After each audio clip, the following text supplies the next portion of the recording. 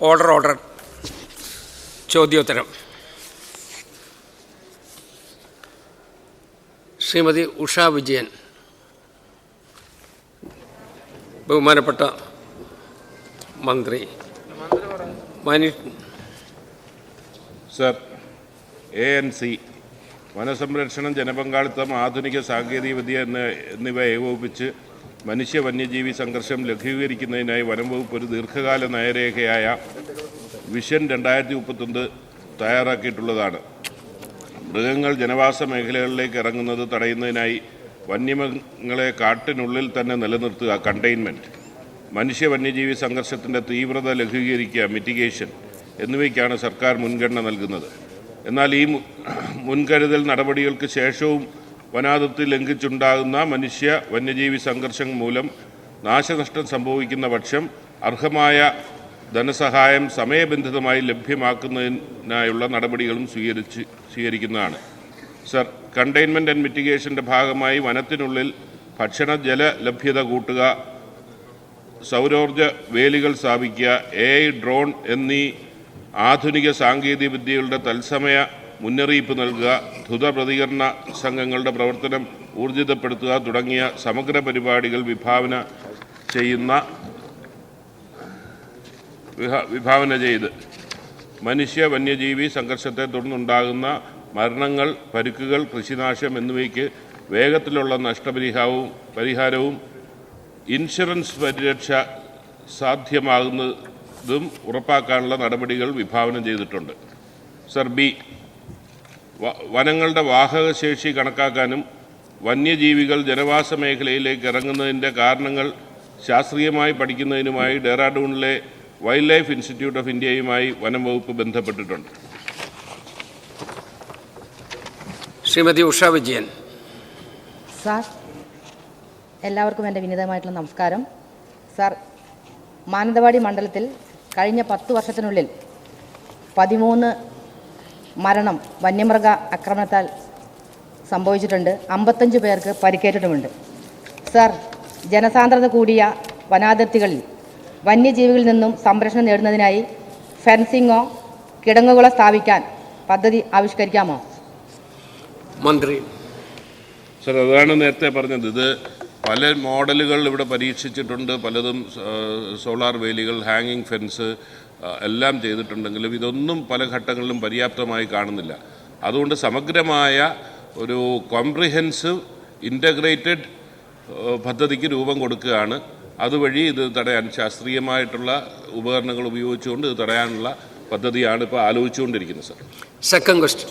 Sir, സ്ഥിരം അക്രമകാരികളും ജനവാസ കേന്ദ്രങ്ങൾക്ക് ഭീഷണിയാവുന്ന വന്യജീവികളെ കൊല്ലുന്നതിന് നിലവിലുള്ള നിയമവ്യവസ്ഥ അനുവദിക്കുന്നുണ്ടോ? ഇല്ല എങ്കിൽ കാലോചിതമായ പ്രസ്തുത നിയമം കേന്ദ്ര സർക്കാരുമായി കൂടിയാലോചിച്ച് പരിഷ്കരിക്കുന്നതിന് നടപടി സ്വീകരിക്കുമോ? ബഹുമാനപ്പെട്ട മന്ത്രി.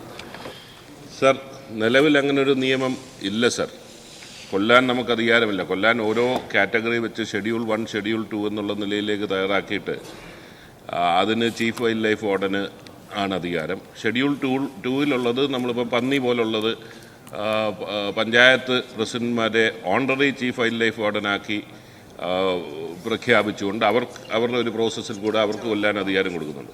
പക്ഷേ ഇതിൻ്റെ പ്രശ്നം സർ, അപകടകാരികളായിട്ടുള്ള ആനിമൽസിനെ കേന്ദ്രമന്ത്രി പാർലമെൻറ്റിലടക്കം പറയുന്നത് കൊല്ലാൻ ചീഫ് വൈൽഡ് ലൈഫ് വാർഡന് അധികാരമുണ്ട്. പക്ഷേ അതിനു മുമ്പുള്ള പ്രൊസീജിയർ, വെടിവെച്ച് കൊല്ലുന്നതിന് മുമ്പ് ആദ്യം തുരുത്തി ഓടിക്കാൻ ശ്രമിക്കണം, പിന്നെ ക്യാപ്ചർ ചെയ്യാൻ ശ്രമിക്കണം. ഇത് നടന്നില്ലെങ്കിൽ മയക്കുവെടി വെച്ച് ക്യാപ്ചർ ചെയ്യണം.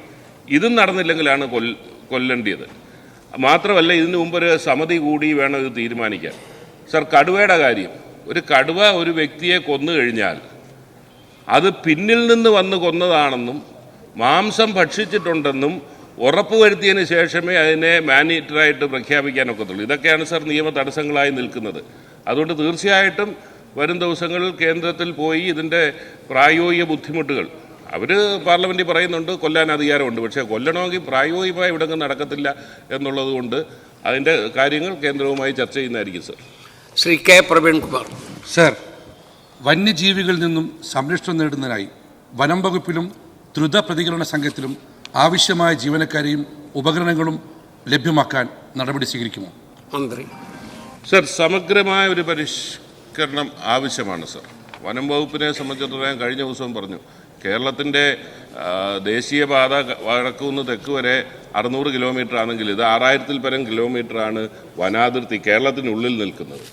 അന്നേരം തീർച്ചയായിട്ടും ഇന്നുള്ള സംവിധാനങ്ങൾ അപര്യാപ്തമാണ്. വളരെ പരിമിതമായ സാഹചര്യങ്ങളിലാണ് വനം വകുപ്പ് പ്രവർത്തിച്ചുകൊണ്ടിരുന്നത്. ഇത്തവണത്തെ ബഡ്ജറ്റിൽ എന്താണേലും ഈ വർഷത്തേക്കിന് പൂർണ്ണമായി പര്യാപ്തമല്ലെങ്കിലും നല്ലൊരു നിലയിലേക്ക് പ്രതിരോധ പ്രവർത്തനങ്ങൾക്ക് ഉള്ള ഫണ്ട് ലഭ്യമായിട്ട് പ്രഖ്യാപിച്ചിട്ടുണ്ട്. അത് വെച്ചുകൊണ്ട് തീർച്ചയായിട്ടും ഇതിൻ്റെ ഒരു മോഡേണൈസേഷനുമായി ഗവൺമെൻറ് മുന്നോട്ട് പോകും sir. Shri K M Abhijith. Sir, മനുഷ്യ വന്യജീവി സംഘർഷം ലഘൂകരിക്കുന്നതിനായി വനാതിർത്തിയിലെ മേഖലയിലെ ജനപങ്കാളിത്തത്തോടെ ദീർഘകാലാടിസ്ഥാനത്തിൽ ഈ സർക്കാർ എന്തെല്ലാം പദ്ധതികളാണ് ആവിഷ്കരിക്കുന്നത്? ആ നടപടികളൊന്ന് വിശദീകരിക്കാമോ? ബഹുമാനപ്പെട്ട മന്ത്രി. സർ, തീർച്ചയായിട്ടും ഇതിൻ്റെ പ്രതിരോധ പ്രവർത്തനങ്ങൾക്ക് വനാതിർത്തിയിലുള്ള ജനങ്ങളെയും പഞ്ചായത്തുകളെയും പങ്കാളിയാക്കി മാത്രമേ പോകാൻ സാധിക്കൂ. സർ, ജനജാഗ്രതാ സമിതികളിന് രൂപം കൊടുത്തിട്ടുണ്ട്. അതെല്ലാം ഉണ്ടെങ്കിൽ പോലും ഇഫക്റ്റീവായിട്ട് പല പഞ്ചായത്തുകളും പ്രവർത്തിക്കുന്നിടത്ത് ഇതിനൊരു പരിധിവരെ ആശ്വാസമുണ്ട്. എന്നാൽ പലയിടത്തും അത് ഉണ്ടാകുന്നില്ല. സർ, ഏറ്റവും വലിയ പ്രശ്നം ഇപ്പം സോളാർ ഫെൻസ് ഇട്ടിട്ടുണ്ട്. ഞാൻ ഈ പറഞ്ഞതുപോലെ 6000 കിലോമീറ്ററാണ് കേരളത്തിൻ്റെ വനാതിർത്തി. ഇവിടെ ആകെ പരിമിതമായ സ്റ്റാഫിനെ നിർത്തി ഇത് പലപ്പോഴും മെയിൻ്റനൻസ് ചെയ്യാൻ ബുദ്ധിമുട്ടായിട്ടുണ്ട്. സർ, ഇതിൽ ഏറ്റവും വലിയ പ്രശ്നം പോച്ചയും പുല്ലും വളർന്നു കയറി കഴിഞ്ഞാൽ അന്നേരമേ ഇതിൻ്റെ വോൾട്ടേജ് ഡ്രോപ്പ് ഉണ്ടാകും. അതിലേക്കൂടെ കൃത്യമായി ആന ഇറങ്ങും. സർ, ഇതെല്ലാം നമുക്കിനി പഞ്ചായത്തും ഞാൻ കഴിഞ്ഞ ദിവസം പറഞ്ഞ ഒരു നല്ല അയൽക്കാരൻ എന്നുള്ള സമീപനം, ഫോറസ്റ്റും അയൽക്കാരും സഹകരിച്ചു പോകുന്ന ഒരു സാഹചര്യം ഉണ്ടെങ്കിൽ ഫോറസ്റ്റ് ഡിപ്പാർട്ട്മെൻറ്റ് അസറ്റ് ഇടുന്നത് മെയിൻ്റനൻസ് പഞ്ചായത്തിൻ്റെയും അയൽക്കാരൻ്റെയും ഒരു ഉത്തരവാദിത്വം എന്നുള്ള നിലയിലേക്ക് ചെയ്താൽ കുറേയൊക്കെ സർ ഇതിനൊരു പരിഹാരം ഉണ്ടാകാൻ സാധിക്കും. ശ്രീ സന്ദീപ് വാര്യർ. സർ, നമ്മുടെ നാടിൻ്റെ ഖജനാവിന് വലിയ തോതിൽ സംഭാവന ചെയ്തിട്ടുള്ള നമ്മുടെ നാടിനെ മുന്നോട്ട് നയിച്ചിട്ടുള്ള കർഷകർ ഇന്ന് മലയോര മേഖലയിൽ വലിയ പ്രയാസം അനുഭവിക്കുകയാണ്. ഒന്ന്, കാർഷികോൽപ്പന്നങ്ങൾക്ക് വിലയില്ല, അതിനേക്കാൾ പുറമെയാണ് വന്യമൃഗങ്ങളുടെ ശല്യം എന്ന് പറയുന്നത്. സർ, എൻ്റെ നിയോജകമണ്ഡലമായ തൃക്കരിപ്പൂർ ഈസ്റ്റ് എളേരി പഞ്ചായത്തിൽ പാലാവയൽ വില്ലേജിൽ അവിടെ ഏതാണ്ട് 3.5 കിലോമീറ്ററാണ് സോളാർ ഹാങ്ങിങ് ഫെൻസ് ഉള്ളത്. ബാക്കി 4 കിലോമീറ്റർ സാധാരണ ഫെൻസിങ് ആണുള്ളത്. അത് മെയിൻ്റനൻസ് ഇല്ലാത്തതുകൊണ്ട് തകർന്നതുകൊണ്ട് ഈ കർണാടക വനത്തിൽ നിന്നും കാട്ടാനകൾ വന്ന് വലിയ തോതിൽ കാർഷികോൽപ്പന്നങ്ങൾ നശിപ്പിക്കുന്നു, മനുഷ്യർക്ക് വലിയ പ്രയാസങ്ങൾ ഉണ്ടാക്കുന്നുണ്ട്. സർ, അതുപോലെ തന്നെ പന്നികളുടെ ശല്യം, അവിടെ വിളകൾ നശിപ്പിക്കുന്ന ഉൾപ്പെടെയുള്ള വലിയ പ്രയാസം മനുഷ്യരെയും ആക്രമിക്കുന്നുണ്ട്. കുരങ്ങിൻ്റെ ശല്യമുണ്ട്. നാളികേര കർഷകർ വലിയ പ്രയാസത്തിലാണ്. ഇവിടെ പ്രശ്നം ഈ ഫെൻസിങ്, സോളാർ ഫെൻസിങ്, ബാക്കിയുള്ള പ്രദേശങ്ങളിൽ കൂടി സോളാർ ഫെൻസിങ്, അത് ഹാങ്ങിങ് ഫെൻസിങ് വേണമെന്നുള്ളതാണ് അവിടുത്തെ കർഷകരുടെ ആവശ്യം. അത് നടപ്പിലാക്കുമോ എന്ന് ബഹുമാനപ്പെട്ട മന്ത്രിയിൽ നിന്ന് അറിയാൻ ആഗ്രഹമുണ്ട്. അതുപോലെ തന്നെ നഷ്ടപരിഹാരം ലഭിക്കുന്നത് വളരെ ചെറിയ തുകയാണ്. അത് കാലാനുസൃതമായിട്ട് പരിഷ്കരിക്കേണ്ടത്, മാത്രമല്ല കിട്ടാനും വലിയ പ്രയാസമുണ്ട്. അവിടെ ഈ കർഷകർ പലായനം ചെയ്യുന്ന അവസ്ഥയിലാണ് സാർ ഉള്ളത്. അവിടെ ഈ അവരുടെ ഭൂമിക്ക് വില കിട്ടുന്നില്ല, വിറ്റ് പോകാൻ കഴിയുന്നില്ല. അവിടെ ഉന്നതിയിൽ താമസിക്കുന്ന പട്ടികവർഗ വിഭാഗങ്ങൾ, അവർക്ക് പോകാൻ വേറെ നിവൃത്തിയില്ലാത്തത് കൊണ്ട് ഈ വന്യമൃഗങ്ങളുടെ ശല്യം മുഴുവൻ അവർ അനുഭവിക്കേണ്ടി വരികയാണ്. അവരിത് പലപ്പോഴും വിധേയരാവുകയാണ്. അപ്പോൾ ഒരു കാര്യം കൂടി ചോദിക്കാനുള്ളത്, കാട്ടാനകൾ വലിയ തോതിൽ കേരളത്തിൽ മുഴുവൻ വലിയ പ്രശ്നം ഉണ്ടാക്കുന്നുണ്ട്. ഞാൻ മനസ്സിലാക്കുന്നത് കേരളത്തിലെ വനമേഖലയ്ക്ക് ഉൾക്കൊള്ളാൻ കഴിയുന്നതിൽ കൂടുതൽ ആനകളുടെ എണ്ണം പെരുകിയിട്ടുണ്ട് എന്നുള്ളതാണ്. എന്തുകൊണ്ട് പഴയതുപോലെ ഈ കാട്ടാനകളെ പിടിച്ച് നമ്മുടെ ക്ഷേത്രോത്സവങ്ങൾക്കൊക്കെ ആനയെ കിട്ടാത്ത വലിയ പ്രയാസമുണ്ട്? അത് പരിഗണിച്ചുകൂടെ എന്നുകൂടി ചോദിക്കാൻ ആഗ്രഹിക്കുന്നു. സർ, ബഹുമാനപ്പെട്ട പുതിയ മെമ്പർ ആയതുകൊണ്ട് 3 ചോദ്യമാണ് സാർ വന്നത്. എനിക്കറിയാം. ഈ പറഞ്ഞ പോലെ സർ, ഇതിൻ്റെ ഈ സോളാർ ഫെൻസ് ഹാങ്ങിങ് ഫെൻസോ പര്യാപ്തമാണെന്നുള്ള അഭിപ്രായം നമുക്കില്ല. ആനയെ പോലെ ബുദ്ധിയുള്ള ഒരു ജീവിയെ സംബന്ധിച്ചിടത്തോളം ഇതിനെല്ലാം മറികടക്കുന്ന തന്ത്രങ്ങൾ ആന മെനയുന്നുണ്ട്. സർ, ഒരു വളരെ ഇതായിട്ടുള്ള ഒരു ഫെൻസ് തയ്യാറാക്കി അതിന് വോൾട്ടേജ് ഉണ്ട്. ഞാൻ അതിൻ്റെ ഇത് കണ്ടതാണ്. വെളുപ്പാങ്കാലമാകുമ്പോഴത്തേക്കിന് ഈ സോളാർ ആയതുകൊണ്ട് വെളുപ്പാങ്കാലമാകുമ്പോൾ അല്പം വോൾട്ടേജ് ഡ്രോപ്പ് ഉണ്ടാകും സർ. ആന വന്ന് നിന്നിട്ട് കാലുകൊണ്ട് ഇങ്ങനെ ചെറുതായിട്ട് തട്ടി നോക്കും.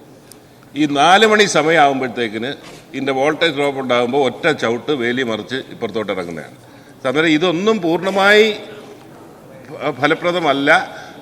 അതുകൊണ്ടാണ് ഒരു ഇൻ്റഗ്രേറ്റഡ് കോംപ്രിഹെൻസീവ് പ്ലാൻ തയ്യാറാക്കണം. ഏറ്റവും കോൺഫ്ലിക്റ്റ് സോൺസിലേക്ക് ഇതിൽ നിന്നപ്പുറമുള്ള ഒരു സംവിധാനം, സുരക്ഷിത സംവിധാനം ഉണ്ടാക്കണം. പല എക്സ്പെരിമെൻറ്റേഷൻ നേരത്തെ നടന്നിട്ടുണ്ട്, അതിൻ്റെ ഭാഗമായി ചെയ്യുന്നു. പിന്നെ അദ്ദേഹം ചോദിച്ചത് ഒരു കാര്യം നഷ്ടപരിഹാരത്തെ കുറിച്ചാണ്. നഷ്ടപരിഹാരം കൊടുക്കുന്നത് കർഷകന് പര്യാപ്തമാണെന്ന അഭിപ്രായം ഗവൺമെൻറ്റില്ല. പല പരിമിതിയിൽ നിന്നുകൊണ്ടാണ്. അതിനൊരു പുതിയ പദ്ധതിയെക്കുറിച്ച് ആലോചിക്കുന്നുണ്ട്. അതിൻ്റെ പരിഷ്കാരം വരും ദിവസങ്ങളിലുണ്ടാകും സർ. അതുപോലെ തന്നെ ഈ കാട്ടാനയെ പിടിച്ച് നാട്ടാനയാക്കുന്നത് നമ്മുടെ അധികാരപരിധിയിലുള്ള കാര്യമല്ല. അത് സർ അറിയാമല്ലോ, പരിമിതി അറിയാമല്ലോ, അത് സാധ്യമല്ല കാര്യമല്ല. Shri you are Pradeep. Sir, ഇത് വളരെ ഗൗരവമുള്ള ഒരു കാര്യം തന്നെയാണ് സാർ. നേരത്തെ ബഹുമാനപ്പെട്ട മന്ത്രി പറഞ്ഞ പോലെ അദ്ദേഹം നന്നായി ഈ വിഷയം വേഗത്തിൽ പഠിച്ചെടുക്കുന്നുണ്ട്. ഇവിടെ എല്ലാവരും സംയുക്തമായി ഈ കാര്യത്തിലുമുള്ള ആലോചിക്കേണ്ടതാണ്. എൻ്റെ ചോദ്യം, ചേലക്കരയിൽ എല്ലാ ദിവസവും ഞാൻ ഇന്നലെ സബ്മിഷൻ അവതരിപ്പിച്ചു. ഇന്നലെ രാത്രിയും ഈ വീട് മുറ്റത്തും പുറകിലും എല്ലാം വന്ന് വലിയ ഭീതിയിലാണ് സാർ ആളുകൾ. അവിടെ ചേലക്കരയെ സംബന്ധിച്ച് നേരത്തെ ഞാൻ പറഞ്ഞ പോലെ പീച്ചി ഭാഗത്ത് നിന്നാണ് ഇത് ഇങ്ങോട്ട് വരുന്ന ഭാഗം ചെറിയൊരു ഭാഗമാണ് സാർ. അവിടെ ഉദ്യോഗസ്ഥരെ യോഗം വിളിച്ചു കൂട്ടിയപ്പോൾ ആ യോഗത്തിനകത്ത് അവർ പറഞ്ഞ നിർദ്ദേശം ഈ ആനകളെ നമുക്ക് ഉൾക്കാട്ടിലേക്കാക്കി അവിടെ നമുക്കിത് ഈ ഹാങ്ങിങ് ഫെൻസിങ്ങോ എന്തെങ്കിലും ചെയ്യും. അത്രയും ചിലവ് വേണമെങ്കിൽ MLA ഫണ്ടിൽ നിന്നും വെക്കാൻ കഴിയും സാർ. പക്ഷേ ഇവിടെ അതിനൊരു ദൗത്യം ഉണ്ടാക്കാൻ അടിയന്തരമായി ഒരു ഇടപെടൽ നടത്തി തരാൻ കഴിയുമോ എന്നതാണ് സാർ എൻ്റെ ചോദ്യം. സാർ, ബഹുമാനപ്പെട്ട മെമ്പർ പറഞ്ഞ പ്രസക്തമാണ്. ഇന്നലെ ഞാൻ മറുപടി പറഞ്ഞതാണ് സാർ. ഇത് കാട്ടിൽ നിന്ന് ഇങ്ങോട്ട് ഇറങ്ങുകയല്ല. 14 ആനകൾ ഈ എന്തോ എന്ന് പറയുന്നില്ല ടണല് കുതിരാൻ ഇത് വന്നതിന് ശേഷം അന്നത്തെ ചില അബദ്ധങ്ങൾ കൊണ്ട് മാത്രം, അന്ന് റെയിൽ ഫെൻസ് സൃഷ്ടിക്കണമെന്ന് പറഞ്ഞിട്ട് ചെയ്തില്ല, ആനത്താര മുറിയുമെന്ന് പറഞ്ഞിട്ട് 14 ആനകൾ ഇപ്പുറത്തെ പ്രദേശത്ത് ഇറങ്ങി സാർ. പിന്നെ നമ്മൾ സോളാർ ഫെൻസ് ഇട്ട് അന്നേരം ഇപ്പുറത്ത് ഇറങ്ങിയതിന് തിരിച്ചു പോകാൻ പറ്റാത്ത അവസ്ഥയാണ്. ഈ 14 എണ്ണത്തിൽ 2 എണ്ണം തിരിച്ചു പോയി, 12 എണ്ണം അവിടെ തന്നെ ഉണ്ട്. ഒരു സ്പെഷ്യൽ ഡ്രൈവ് നമുക്ക് അതിന് വേണ്ടി നടത്താം. അതിന് ഒത്തിരി പരിമിതിയുണ്ട്. സ്പെഷ്യൽ ഡ്രൈവ് എന്ന് പറഞ്ഞാൽ ഇത് മറ്റ് ജനവാസ മേഖലയിലേക്ക് പോകാൻ നോക്കണം, പല കാര്യങ്ങളുണ്ട്. ഇപ്പോൾ അതിരമ്പള്ളിയിലുള്ളത് വെച്ചുകൊണ്ട് ഒരു മരണത്തെ തുടർന്ന് 100 പേരുടെ ഒരു സ്പെഷ്യൽ ഫോഴ്സിനെ തയ്യാറാക്കി ചെയ്യുകയാണ്. എല്ലാത്തിനും ഉള്ള ഫോഴ്സ് നമ്മുടെ കയ്യിലില്ല. തീർച്ചയായിട്ടും ഇപ്പോൾ ഒരു സ്പെഷ്യൽ ഫോഴ്സിനെയും 500 പേരുടെ ഒരു സ്പെഷ്യൽ ഫോഴ്സിനെയും ക്രിയേറ്റ് ചെയ്യാനുള്ള കാര്യങ്ങൾ പരിശോധിച്ചുകൊണ്ടിരിക്കുക. അതിനെ തുടർന്ന് നമുക്ക് അതിൻ്റെ തീവ്രത വെച്ച് ഓരോ പ്രദേശമായിട്ട് അഡ്രസ്സ് ചെയ്യാം. അതാണ്. ശ്രീ സജീവ് ജോസഫ്. സർ, വന്യമൃഗശല്യത്തിൻ്റെ പശ്ചാത്തലത്തിൽ മനുഷ്യജീവൻ സംരക്ഷിക്കുന്നതിന് വേണ്ടിയുള്ള കാലോചിതവും സാങ്കേതിക വിദ്യയുടെ സഹായത്തോടെയുള്ള ഏറ്റവും നൂതനമായ ചില പദ്ധതികളുമായി ദൂരവ്യാപകമായിട്ടുള്ള അനുകൂലമായ ഒരു സാഹചര്യത്തിന് വേണ്ടിയുള്ള ശ്രമങ്ങൾ ആത്മാർത്ഥമായി സർക്കാർ അതുമായി മുന്നോട്ട് പോകുന്നത് വളരെ സ്വാഗതാർഹമാണ്. സർ, ബഹുമാനപ്പെട്ട മന്ത്രി ഇത് സംബന്ധിച്ച് ഈ മേഖലയിലെ MLA-മാരുടെ യോഗം വിളിച്ചുകൂട്ടി വളരെ നല്ല ചർച്ചകൾ നടന്നിട്ടുണ്ട്. സർ, ഇവിടെ AI ഉൾപ്പെടെയുള്ള സാങ്കേതിക വിദ്യകൾ ഉപയോഗപ്പെടുത്തിക്കൊണ്ടുള്ള ദീർഘകാലത്തേക്കുള്ള പദ്ധതികളും അതിൽ വളരെ പ്രധാനപ്പെട്ടത് തന്നെയാണ്. അത് വളരെ പ്രതീക്ഷയോടെ നമ്മൾ നോക്കിക്കാണുകയാണ്. സാർ, ഇപ്പോഴത്തെ ഒരു പ്രതിസന്ധി, അനുവദിക്കപ്പെട്ട ഫണ്ടുകൾ പോലും നമുക്ക് സമയത്ത് വിനിയോഗിച്ച് ഈ പ്രതിരോധ സംവിധാനങ്ങൾ, പ്രത്യേകിച്ച് ഫെൻസിങ്, അത് സമയബന്ധിതമായി പൂർത്തീകരിക്കാനുള്ള സംവിധാനമില്ല. അത്തരം പ്രവൃത്തികൾ ഏറ്റെടുക്കാൻ ആളില്ല. അപ്പോൾ അത് സംബന്ധിച്ച് ഒരു യുദ്ധകാലാടിസ്ഥാനത്തിലുള്ള ഒരു തീരുമാനം പ്രതീക്ഷിക്കാമോ? അത് സംബന്ധിച്ച നടപടി സ്വീകരിക്കാമോ? സർ, തീർച്ചയായിട്ടും അതാണ് പറഞ്ഞത്. ഇതിന് ശാസ്ത്രീയമായ സൊല്യൂഷൻസ് കണ്ടെത്തുകയേ പറ്റത്തുള്ളൂ. അത് മിറ്റിഗേറ്റ് ചെയ്യാനെങ്കിലും സാധിക്കുന്ന നിലയിലേക്ക്. അതിനിപ്പോൾ AI ടൂൾസ് ഉണ്ട്. അതെല്ലാം കൂടെ, അതാണ് ഞാൻ പറഞ്ഞ ഇൻ്റഗ്രേറ്റഡ് കോൺഫ്ലിക്റ്റ് സോൺസിൽ 3 ലെയറാണ് ഉദ്ദേശിക്കുന്നത്. ഫസ്റ്റ് ലെയർ AI ടൂൾസ് ഉപയോഗിക്കുക, സെക്കൻഡ് ലെയർ ഹാങ്ങിങ്, തേർഡ് ലെയർ ബൃഹത്തായ. അത് ഹൈ കോൺഫ്ലിക്റ്റ് ആന സ്ഥിരമായി ഇറങ്ങുന്നെന്ന് ബോധ്യമുള്ള സ്ഥലങ്ങളിലേക്ക് അത് ചെയ്യാം. പക്ഷെ അത് വല്ലാത്ത എക്സ്പെൻസീവായിട്ടുള്ള ഒരു സംവിധാനമാണ് ആ കാര്യങ്ങൾ. പിന്നെ ഓരോന്നിനും സർ ആനയുടെ കാര്യത്തിൽ ഞങ്ങൾ പഠിച്ചുകൊണ്ടിരിക്കുകയാണ്.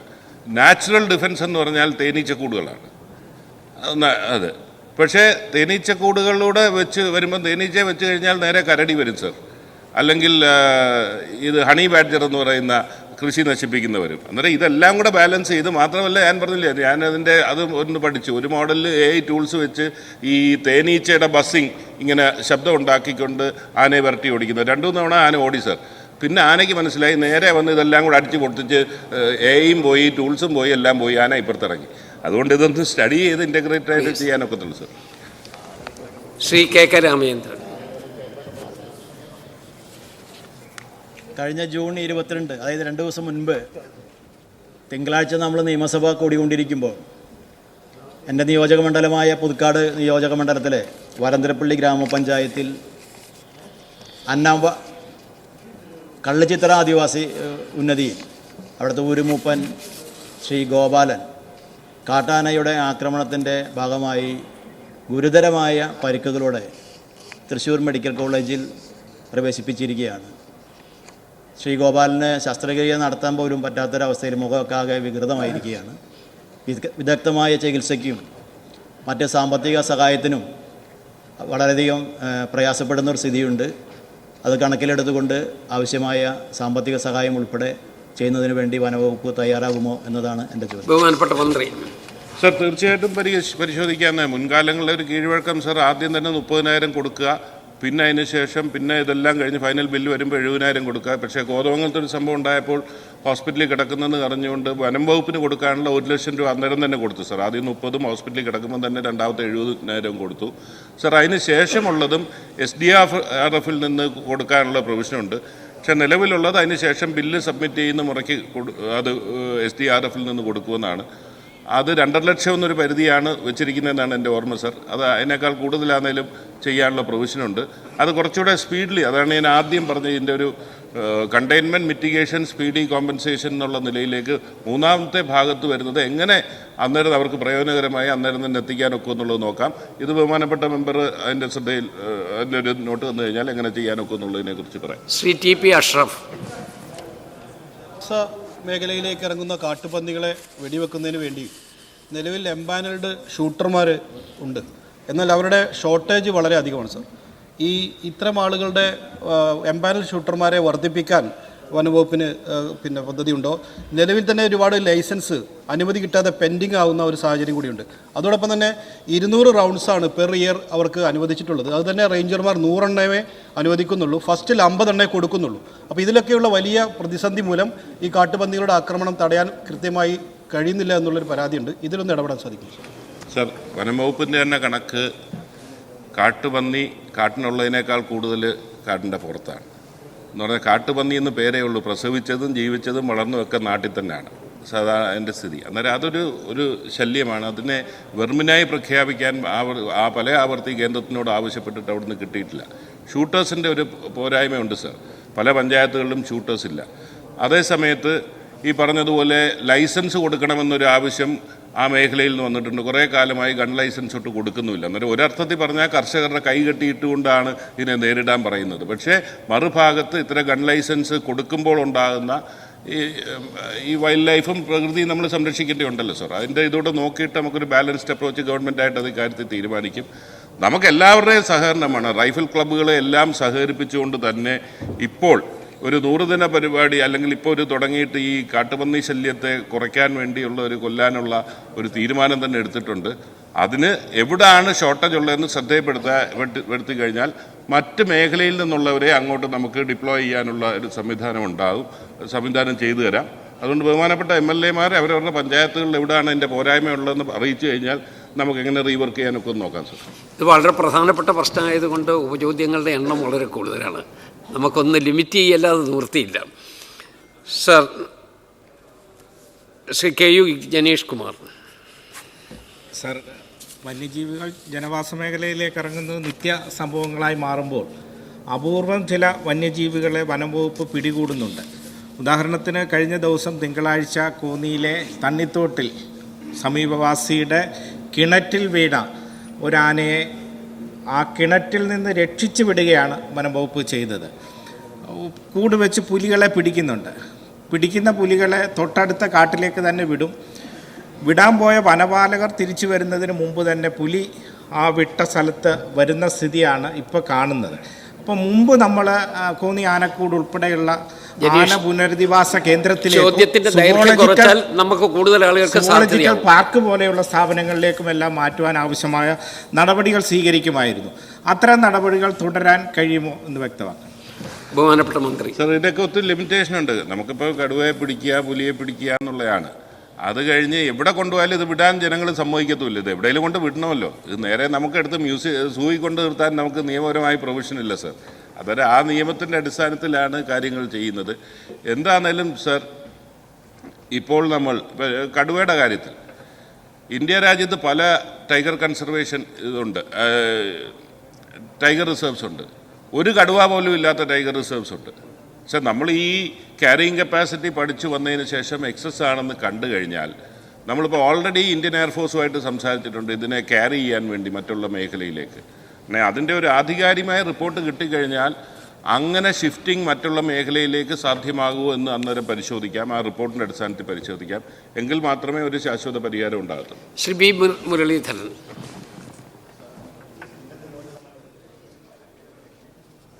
ബി മുരളീധരൻ. അല്ല സാർ, ഞാൻ സപ്ലിമെൻ്ററി ചോദിച്ചത് ആ പട്ടികജാതി വിഭാഗത്തിലുള്ള വിഷയത്തിലാണ്. അല്ല, എൻ്റെ കയ്യിൽ എഴുതി തന്നത് വേറെയാണ്. സാരമില്ല, അങ്ങേക്കില്ലെങ്കിൽ അങ്ങ് റെസ്യൂം ചെയ്തോളൂ. അടുത്തത് Shri Muhammad Riyas. ഇതിലല്ലോ sir, ഇതിലല്ല. Next.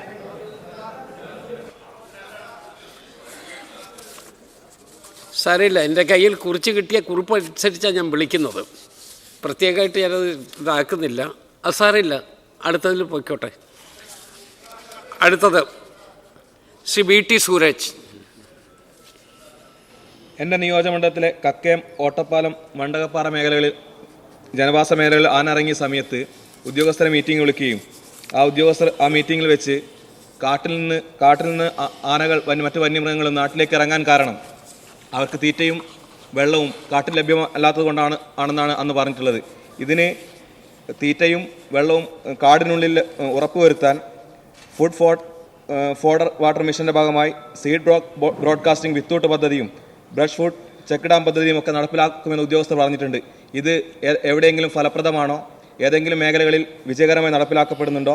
Kakkayam, Peruvannamuzhi forest മേഖലകളിൽ ഈ പദ്ധതി ഉണ്ടോ? സർ, ഇതിൽ പല കാര്യങ്ങളുണ്ട് സർ. നമുക്ക് ഒറ്റ ഇതായിട്ട് വനത്തിനകത്ത് ഭക്ഷണവും വെള്ളവും ഇല്ലെന്ന് പറയാൻ ഒക്കത്തില്ല സാർ. ഈ മഴ തുടങ്ങിയതിന് ശേഷമാണ് പെട്ടെന്ന് 6 മരണം തുടർച്ചയായിട്ടുണ്ടായത്. ഇത് സമ്മറിലല്ല, അതിന് ശേഷമുള്ള മഴക്കാലത്ത് തന്നെയാണ് 6 മരണം ഉണ്ടായത്. പക്ഷേ ഇതിനകത്ത് കാടിനകത്ത് കുറേ ഇൻവേസീവ് സ്പീഷീസ് വന്നിട്ട് നമ്മൾ കാലാകാലങ്ങളിൽ നമ്മൾ തന്നെ കാണിച്ച മണ്ടത്തരങ്ങൾ, അക്കേഷ്യ വെച്ച്, യൂക്കാലി വെച്ച്, ഏറ്റവും ഒടുവിൽ ഇപ്പോൾ മഞ്ഞക്കൊന്ന സെന്നയുടെ പ്രശ്നമുണ്ട്. ഇതെല്ലാം മാറ്റുന്നതും ഒരിതാണ്. സീഡ് ബോളിംഗ് എന്ന് പറഞ്ഞൊരു സംവിധാനം തുടങ്ങിയിട്ടുണ്ട്. പക്ഷേ അവിടെ കുറേ സീഡ് ബോൾ ചെയ്ത് കൊണ്ടിട്ട് ഇത് ഏത് കാലത്ത് വളർന്നു വന്നിട്ട് ഏത് കാലത്ത് ഇതിന് ഭക്ഷണമാകുമെന്നാണ്. അതുകൊണ്ട് അതൊക്കെ നമുക്കിനി ഒരു പഠനത്തിൻ്റെ വിധേയമാക്കിയിട്ട് മാത്രമേ ഉള്ളൂ. ഇൻവേസീവ് സ്പീഷീസ് നീക്കണം. ഭക്ഷണത്തിൻ്റെ പോരായ്മ ഉണ്ടോ ഇല്ലയോ എന്നുള്ളത് പരിശോധിക്കണം. ഇൻവേസീവ് സ്പീഷീസിൻ്റെ മാത്രം നമുക്ക് ബോധ്യമുണ്ട്. കാരണം ഈ പുൽമേടുകൾ നശിക്കുന്നതനുസരിച്ച് ചെറുമൃഗങ്ങൾ അവിടുന്ന് അകന്നു പോകുന്നു. അന്നേരം അറ്റാക്കിങ് കടുവ പോലുള്ളത് അതിൻ്റെ പിന്നാലെ പോകുന്നു എന്നുള്ളൊരു ഇതാണ്. മറ്റ് മേഖലയിലേക്ക് ആധികാരികമായ ഒരു പഠനവും അവിടെ നമ്മുടെ പക്കലില്ല സർ. ശ്രീ ജ്യോതികുമാർ ചാമക്കാല. സർ, അങ്ങിവിടെ വന്യജീവികളുടെ ആക്രമണം തടയുന്നതുമായി ബന്ധപ്പെട്ട് ഫെൻസിങ്ങിനെ കുറിച്ച് സംസാരിച്ചു. സർ, ഈ ഫെൻസിങ് ഫോറസ്റ്റ് ഡിപ്പാർട്ട്മെൻറ്റിൻ്റെ ഭാഗമായിട്ട് ഫെൻസിങ് ഇംപ്ലിമെൻ്റ് ചെയ്യുമ്പോൾ അത് നടപ്പിലാക്കാൻ കാലതാമസം ഉണ്ടാകുന്നതായി അങ്ങയുടെ ശ്രദ്ധയപ്പെട്ടിട്ടുണ്ടോ? ഒന്ന്, നമുക്ക് എംപാനൽ ചെയ്ത ഏജൻസികളുണ്ട്. ഈ ഏജൻസികൾക്ക് തന്നെ ഇത് കൊടുത്തതിന് ശേഷം സമയബന്ധിതമായി അവർ പൂർത്തീകരിക്കാത്ത ഒരുപാട് വിഷയങ്ങളുണ്ട്. അപ്പോൾ അതുകൊണ്ട് ഈ എംപാനൽ ചെയ്ത ഏജൻസികൾ അൺസ്കിൽഡ് ആണ് എന്ന കാര്യം അങ്ങേക്ക് ചിലരെങ്കിലും അൺസ്കിൽഡ് ആണെന്ന് അദ്ദേഹത്തിന് അങ്ങേക്ക് ബോധ്യപ്പെട്ടിട്ടുണ്ടോ? ഇത് ഓപ്പൺ ടെൻഡർ ചെയ്യാനുള്ള നടപടികൾ സ്വീകരിക്കും. ബഹുമാനപ്പെട്ട മന്ത്രി. സർ, അദ്ദേഹം പറഞ്ഞ മെമ്പർ ഉന്നയിച്ച വളരെ പ്രസക്തമായ ഒരു കാര്യമാണ്. സർ, ഇതിന് കുറേ പണം വിനിയോഗിക്കുന്നുണ്ട്. പക്ഷേ അവിടെ ക്വാളിറ്റി എൻഷുർഡ് അല്ല. എംപാനൽഡ് ഏജൻസീസ് പലരും വെച്ച് ഇതിൻ്റെ ടെറൈൻ ബുദ്ധിമുട്ടുള്ളതാണ്. സർ, ആറിലത്ത് ഒരു വൻമതിൽ പണിയാൻ എത്രയോ കാലമായി തുടങ്ങിയാണ്. സാർ, ഒരു 2 കിലോമീറ്റർ ഭാഗത്ത് ഇത് മതിൽ പണിയാൻ ഒക്കത്തില്ല. അവിടെ എത്താൻ വലിയ പാടാണ്. അങ്ങനെ ഒത്തിരി ബുദ്ധിമുട്ടുകളുണ്ട്. പിന്നെ ഈ എടുക്കുന്ന ഈ എംപാനൽഡ് ഏജൻസീസും അവർ നൽകുന്നതിൻ്റെ ക്വാളിറ്റിയെ സംബന്ധിച്ചിടത്തോളം വലിയ സംശയമുണ്ട് സർ. അതിൻ്റെ ടൈംലി കംപ്ലീഷന് പറ്റുന്നില്ല. അതാണ് ഞാൻ ആദ്യം പറഞ്ഞത്. ഒരു ഇൻ്റഗ്രേറ്റഡ് ഇത് തയ്യാറാക്കിയിട്ട് ഇത് ആര് വേണമെങ്കിലും ഇതിൻ്റെ ക്വാളിറ്റി എൻഷുർ ചെയ്തുകൊണ്ട് ടൈം ബൗണ്ടായിട്ട് വർക്ക് തീർക്കുന്ന ഒരു മോഡലിലേക്ക് ഗവൺമെൻറ് പോകും സർ. ശ്രീ കെ രാജൻ. നേരത്തെ ഇവിടെ പറഞ്ഞതുപോലെ ഫെൻസിങ്ങുമായി ബന്ധപ്പെട്ട പ്രശ്നങ്ങൾ വളരെ സങ്കീർണമാണ്. പ്രധാനമായിട്ടും ഈ വലിയ പ്രദേശത്തേക്ക് ഫെൻസിങ് സർക്കാരിനൊറ്റയ്ക്ക് സാധ്യമാകാനും അത്ര എളുപ്പമല്ല എന്നങ്ങ് സൂചിപ്പിച്ചു. സ്വാഭാവികമായിട്ടും നേരത്തെ ഇവിടെ ചേലക്കര MLA സൂചിപ്പിച്ചതുപോലെ MLA ഫണ്ട് ഉപയോഗിക്കൽ മാത്രമല്ല, സ്വകാര്യ ഭൂമികളിൽ ഫെൻസിങ് നടത്താൻ അവർ തയ്യാറായാൽ ഒരു 50% സബ്സിഡി പോലുള്ള ആകർഷകമായിട്ടുള്ള സംവിധാനങ്ങൾ ഉപയോഗപ്പെടുത്തി ഫെൻസിങ്ങിൻ്റെ ഒരു മാസ്റ്റർ പ്ലാൻ സാധ്യമാകും. സാർ ഇവിടെ സൂചിപ്പിച്ച പോലെ കഴിഞ്ഞ ഗവൺമെൻറ്റിൻ്റെ കാലത്ത് വന്യജീവി ആക്രമണം ഒരു ദുരന്തമായി പ്രഖ്യാപിച്ചുകൊണ്ട് നമുക്ക് STRF കൂടി ഉപയോഗിക്കാൻ പറ്റുന്നുണ്ട്. പക്ഷേ ആ സമയത്ത് തന്നെ 304/2025 എന്ന ഗവൺമെൻറ് ഉത്തരവായി ഡിസാസ്റ്റർ മാനേജ്മെൻറ്റ് ഡിപ്പാർട്ട്മെൻറ്റ് പുറത്തിറക്കിയിട്ടുള്ള ഉത്തരവിൽ പല കാരണങ്ങളിപ്പോൾ സ്വാഭാവികമായിട്ട് വനം വകുപ്പ് പറയുകയാണ്. ഉദാഹരണത്തിന് കാടിനകത്തേക്ക് പ്രവേശിക്കപ്പെട്ടാൽ ആന ചവിട്ടിയാൽ നഷ്ടപരിഹാരം കിട്ടില്ല എന്നുള്ളത് ഉൾപ്പെടെ. അതുകൊണ്ട് ഡിസാസ്റ്റർ ആക്ടിൻ്റെ സെക്ഷൻ 72 പ്രകാരം ഒരു ഉത്തരവ് പുറപ്പെടുവിച്ചാൽ എല്ലാ നിയമങ്ങളെയും ഓവർ റൂൾ ചെയ്യുന്ന ഒരു നിയമമാണ് ഡിസാസ്റ്റർ ആക്ടിൻ്റെ. ഇത് നടപ്പിലാക്കാനുള്ള ശ്രമം കൂടി സാധ്യമാക്കുമോ എന്നാണ് എൻ്റെ ചോദ്യം. തീർച്ചയായിട്ടും എല്ലാ വകുപ്പുകളും ചേർന്ന് ഭരണ പ്രതിപക്ഷ വ്യത്യാസം കൂടാതെ ഒന്നിച്ച് നിന്നാൽ മാത്രമേ ഇതിനൊരു പരിഹാരമുള്ളൂ, അല്ലാതെ പരിഹാരം ഉണ്ടാകത്തില്ല. സാർ, ഇതിൻ്റെ ഒരു കാര്യം ഞാൻ ആദ്യമേ ഒരു തീരുമാനമെടുത്തു സാർ, ഉദ്യോഗസ്ഥർക്ക്. ഒരു വന്യമൃഗ ആക്രമണത്തിൽ ഒരു വ്യക്തി മരിച്ചാൽ അത് കാടിൻ്റെ പുറത്ത് ആയിക്കോട്ടെ കാടിനകത്തായിക്കോട്ടെ, അതിൻ്റെ ധാർമ്മിക ഉത്തരവാദിത്വം വനംവകുപ്പിനാണ്. ധാർമ്മികമായ ഒരു വന്യമൃഗം വന്ന് നമ്മൾ കണ്ടെയ്ൻ ചെയ്യേണ്ട മൃഗം വന്ന് അറ്റാക്ക് ചെയ്താൽ അതിൻ്റെ ധാർമ്മിക ഉത്തരവാദിത്വം. അത് പലപ്പോഴും പറഞ്ഞത് ഇതുമായി മുൻകാലങ്ങളിൽ ഇത് പരിശോധിച്ചപ്പോൾ ഇവർക്ക് ആനുകൂല്യം കൊടുക്കുന്നത്, ധനസഹായം എത്തുന്നത് പലപ്പോഴും ആദിവാസികൾ ആകുമ്പോഴത്തേക്കിന് അവർക്ക് ഇതിൻ്റെ ലീഗൽ വശങ്ങളൊന്നും അറിയാൻ വയ്യാത്ത സ്ഥിതിയുണ്ട്. സോ അതിനെല്ലാം ഒരു ലൈസൺ ഓഫീസർ എന്നുള്ള നിലയിലേക്ക് വനം വകുപ്പിൻ്റെ ഒരു ഉദ്യോഗസ്ഥൻ തന്നെ ആ കാര്യങ്ങൾ, ആ പേപ്പർ വർക്ക് ചെയ്യുന്നതും കംപ്ലീറ്റ് ചെയ്യുന്നതും അതെല്ലാം ചെയ്യണം. അത് കർഷകരുമായി ബന്ധപ്പെട്ട വിഷയങ്ങളാണെങ്കിലും അവിടെ ഒരു ലൈസണിങ് ആവശ്യമാണ് എന്നുള്ള നിലയിലേക്ക് ചെയ്യണം എന്നാണ് പറഞ്ഞത്. തീർച്ചയായിട്ടും ഇത് ചെയ്തുകൊണ്ട് പിന്നെ വനത്തിനകത്ത് എത്രത്തോളം നമുക്ക് സംരക്ഷണം നൽകാൻ ഒക്കും എന്നുള്ളത് നമുക്ക് എല്ലാവർക്കും അറിയാവുന്ന കാര്യമാണ്. വനത്തിനകത്തെ സാഹചര്യം അത് വെച്ചുകൊണ്ട് നമുക്ക് ഏകോപിപ്പിച്ച് കൊണ്ടുപോകാം സാർ. ഇപ്പം തന്നെ ഒരു ചോദ്യത്തിന് നമ്മൾ 27 മിനിറ്റോളം എടുത്തു. അപ്പോൾ ഇനിയിപ്പോൾ അടുത്തോട് പാസ് ഓൺ ചെയ്യാതിരിക്കാൻ നിവൃത്തിയില്ല. Question number 62 Shri KV Sumesh. ബഹുമാനപ്പെട്ട മന്ത്രി, ഗോത്രബന്ധു പദ്ധതി ഈ സർക്കാർ നിർത്തലാക്കിയിട്ടില്ല. നിലവിലാകെ 326 മെൻറ്റർ ടീച്ചർമാരെയാണ് ഗോത്രബന്ധു പദ്ധതി പ്രകാരം നിയമിച്ചു വരുന്നത്. ഓരോ അധ്യയന വർഷത്തേക്ക് നൽകുന്ന താൽക്കാലിക നിയമനങ്ങളാണിവ. ഇതനുസരിച്ച് ഓരോ അധ്യയന വർഷാവസാനം മെൻറ്റർ ടീച്ചർമാരുടെ കാലാവധി അവസാനിക്കുന്നതാണ്. സർ, പട്ടികവർഗ വികസന വകുപ്പ് നടപ്പിലാക്കി വരുന്ന സാമൂഹ്യ പഠനമുറി, വിദ്യാവാഹിനി, രക്ഷിതാക്കൾക്കുള്ള പ്രോത്സാഹന ധനസഹായം, സ്കോളർഷിപ്പുകൾ, ഗ്രാൻറ്റുകൾ, 9-10 ക്ലാസ്സുകളിൽ പഠിക്കുന്ന കുട്ടികൾക്ക് പ്രത്യേക കേന്ദ്ര സഹായ സ്കോളർഷിപ്പ്, സമർത്ഥരായ വിദ്യാർത്ഥികൾക്ക് പ്രത്യേക മെറിറ്റ് അവാർഡ് എന്നിവ നടപ്പിലാക്കി വരുന്നത് വഴി വിദ്യാർത്ഥികളുടെ കൊഴിഞ്ഞുപോക്ക് ഗണ്യമായി കുറയ്ക്കാൻ കഴിഞ്ഞിട്ടുണ്ട്. സർ, എന്നാൽ ഗോത്രബന്ധു പദ്ധതിയുടെ മാത്രമായി അവലോകനം നടത്തിയിട്ടില്ല. പദ്ധതിയുടെ അവലോകനം നടത്താവുന്നതാണ്. വളരെ ഡീറ്റെയിൽഡ് ആണെന്ന് ഒരു മേശപ്പുറത്ത് വെക്കാം. കഴിഞ്ഞു സർ. എ പിരിവിനുള്ള മറുപടിയുടെ അടിസ്ഥാനത്തിൽ അവസാനത്തെ ചോദ്യം ബാധകമല്ല എന്നുകൂടി അറിയിക്കുന്നു. ശ്രീ KV സുമേഷ്. സാറേ, ഈ ഗോത്രബന്ധു പദ്ധതി മിനിസ്റ്റർ പറഞ്ഞ പോലെ ആ മേഖലയിലെ വിദ്യാഭ്യാസ മേഖലയിൽ വലിയ പുരോഗതി ഉണ്ടാക്കിയിട്ടുള്ളതാണ്. ഇതിന് കേന്ദ്ര ഗവൺമെൻറ്റിൻ്റെ ഒരു സഹായം നമുക്ക് ഈ മേഖലയിൽ ലഭ്യമായി കൊണ്ടിരുന്നതാണ്. അവർ ഇപ്പോൾ അത് തരുന്നുണ്ടോ, എന്താണ് സ്ഥിതി എന്ന് പറയാം. ബഹുമാനപ്പെട്ട മന്ത്രി. ബഹുമാനപ്പെട്ട അംഗം ഉന്നയിച്ച ചോദ്യം പരിശോധിച്ച് മറുപടി പറയുന്നതാണ്. Second question. സാറേ, ഈ ആധുനിക ഈ ഡിജിറ്റൽ കാലത്ത് ഈ പട്ടികവർഗ മേഖലയിലെ വിദ്യാർത്ഥികൾക്ക് ഡിജിറ്റൽ പഠനത്തിന് ആവശ്യമായിട്ടുള്ള കാര്യം വകുപ്പ് ആലോചിച്ചിട്ടുണ്ടോ, നടപ്പിലാക്കാൻ ഉദ്ദേശിക്കുന്നുണ്ടോ? ബഹുമാനപ്പെട്ട മന്ത്രി. തീർച്ചയായും. കാരണം സമൂഹത്തിൽ ഏറ്റവും പിന്നോക്കം നിൽക്കുന്ന താഴെത്തട്ടിലുള്ള കുട്ടികൾക്ക് കാലാനുസൃതമായി കോഴ്സുകൾ പരിഷ്കരിക്കേണ്ടതുണ്ട്. അതിന് വേണ്ട നിർദ്ദേശങ്ങളും ആലോചനകളും വകുപ്പിൽ നടന്നു വരുന്നുണ്ട്. സർക്കാർ അത് ആലോചിക്കുന്നുണ്ട്. ശ്രീ BK സനോജ്. സാർ, ഈ ഗോത്രബന്ധു അധ്യാപകർക്ക് കൃത്യമായ സേവന വേതന വ്യവസ്ഥകൾ ഉറപ്പാക്കാനോ അവരെ സ്ഥിരപ്പെടുത്താനുള്ള ആലോചന സർക്കാരിൻ്റെ ഭാഗത്തുനിന്നുണ്ടോ? ബഹുമാനപ്പെട്ട മന്ത്രി. സർ, ഗോത്രബന്ധു പദ്ധതി പ്രകാരമുള്ള മെൻറ്റർ ടീച്ചർമാരെ തിരഞ്ഞെടുക്കുന്നത് സർക്കാർ ഉത്തരവ് പ്രകാരം താൽക്കാലികമായിട്ടാണ്. ഒരു അധ്യയന വർഷത്തിലെ 10 മാസത്തേക്ക് മാത്രമാണ് അവരുടെ സേവനം സർക്കാർ ഉറപ്പുവരുത്തുന്നത്. ശ്രീ A പ്രഭാകരൻ. സർ, ഈ പോസ്റ്റ് മെട്രിക് ഹോസ്റ്റലുകളിൽ നിന്നും ധാരാളം കുട്ടികൾ കൊഴിഞ്ഞു പോകുന്നുണ്ട്. അവരുടെ പഠനകാര്യങ്ങൾ ശ്രദ്ധിക്കുവാൻ ട്യൂട്ടർമാരെ നിയമിച്ചാൽ കുറച്ച് കൊഴിഞ്ഞുപോക്ക് തടയാൻ കഴിയും. അതോടൊപ്പം അവർക്ക് PSC പരിശീലനം, സ്പോക്കൺ ഇംഗ്ലീഷ് ക്ലാസ്സുകളൊക്കെ സംഘടിപ്പിക്കാൻ സർക്കാർ തയ്യാറാകുമോ എന്നാണ് എൻ്റെ ചോദ്യം. ബഹുമാനപ്പെട്ട മന്ത്രി. സർ, നമ്മുടെ കുട്ടികളുടെ കൊഴിഞ്ഞുപോക്ക് തടയുന്നതിന് വേണ്ടി വകുപ്പ് സാമൂഹ്യ പഠനമുറി, വിദ്യാവാഹിനി, അതുപോലെ തന്നെ രക്ഷിതാക്കൾക്കുള്ള പ്രോത്സാഹന ധനസഹായം, സ്കോളർഷിപ്പുകൾ, ഗ്രാൻറ്റുകൾ, പ്രത്യേക സ്കോളർഷിപ്പുകൾ, അതുപോലെ സമർത്ഥരായ വിദ്യാർത്ഥികൾക്ക് പ്രത്യേക പ്രോത്സാഹനം എന്നിവ നിലവിൽ നടത്തി വരുന്നുണ്ട്. ബഹുമാനപ്പെട്ട അംഗം പറഞ്ഞ കാര്യം പരിശോധിക്കാവുന്നതാണ്. ശ്രീ C രവീന്ദ്രനാഥ്. സർ, പട്ടികവർഗ വിഭാഗത്തിലുള്ളവർ സാംസ്കാരികമായി പലപ്പോഴും ചൂഷണം ചെയ്യപ്പെടുകയാണ്. അതിന് ഒരു പ്രതിരോധം അവരിൽ നിന്ന് തന്നെ വികസിപ്പിച്ച് എടുക്കണം. ആ സാംസ്കാരിക പ്രതിരോധം വികസിപ്പിച്ചെടുക്കാൻ അവരിൽ തന്നെയുള്ള സർഗധനരായ വിദ്യാർത്ഥികളുടെ സർഗശേഷി വളരെ സമഗ്രവും ഉദ്ഗ്രഥിതവുമായിട്ട് വളർത്തിയെടുക്കണം.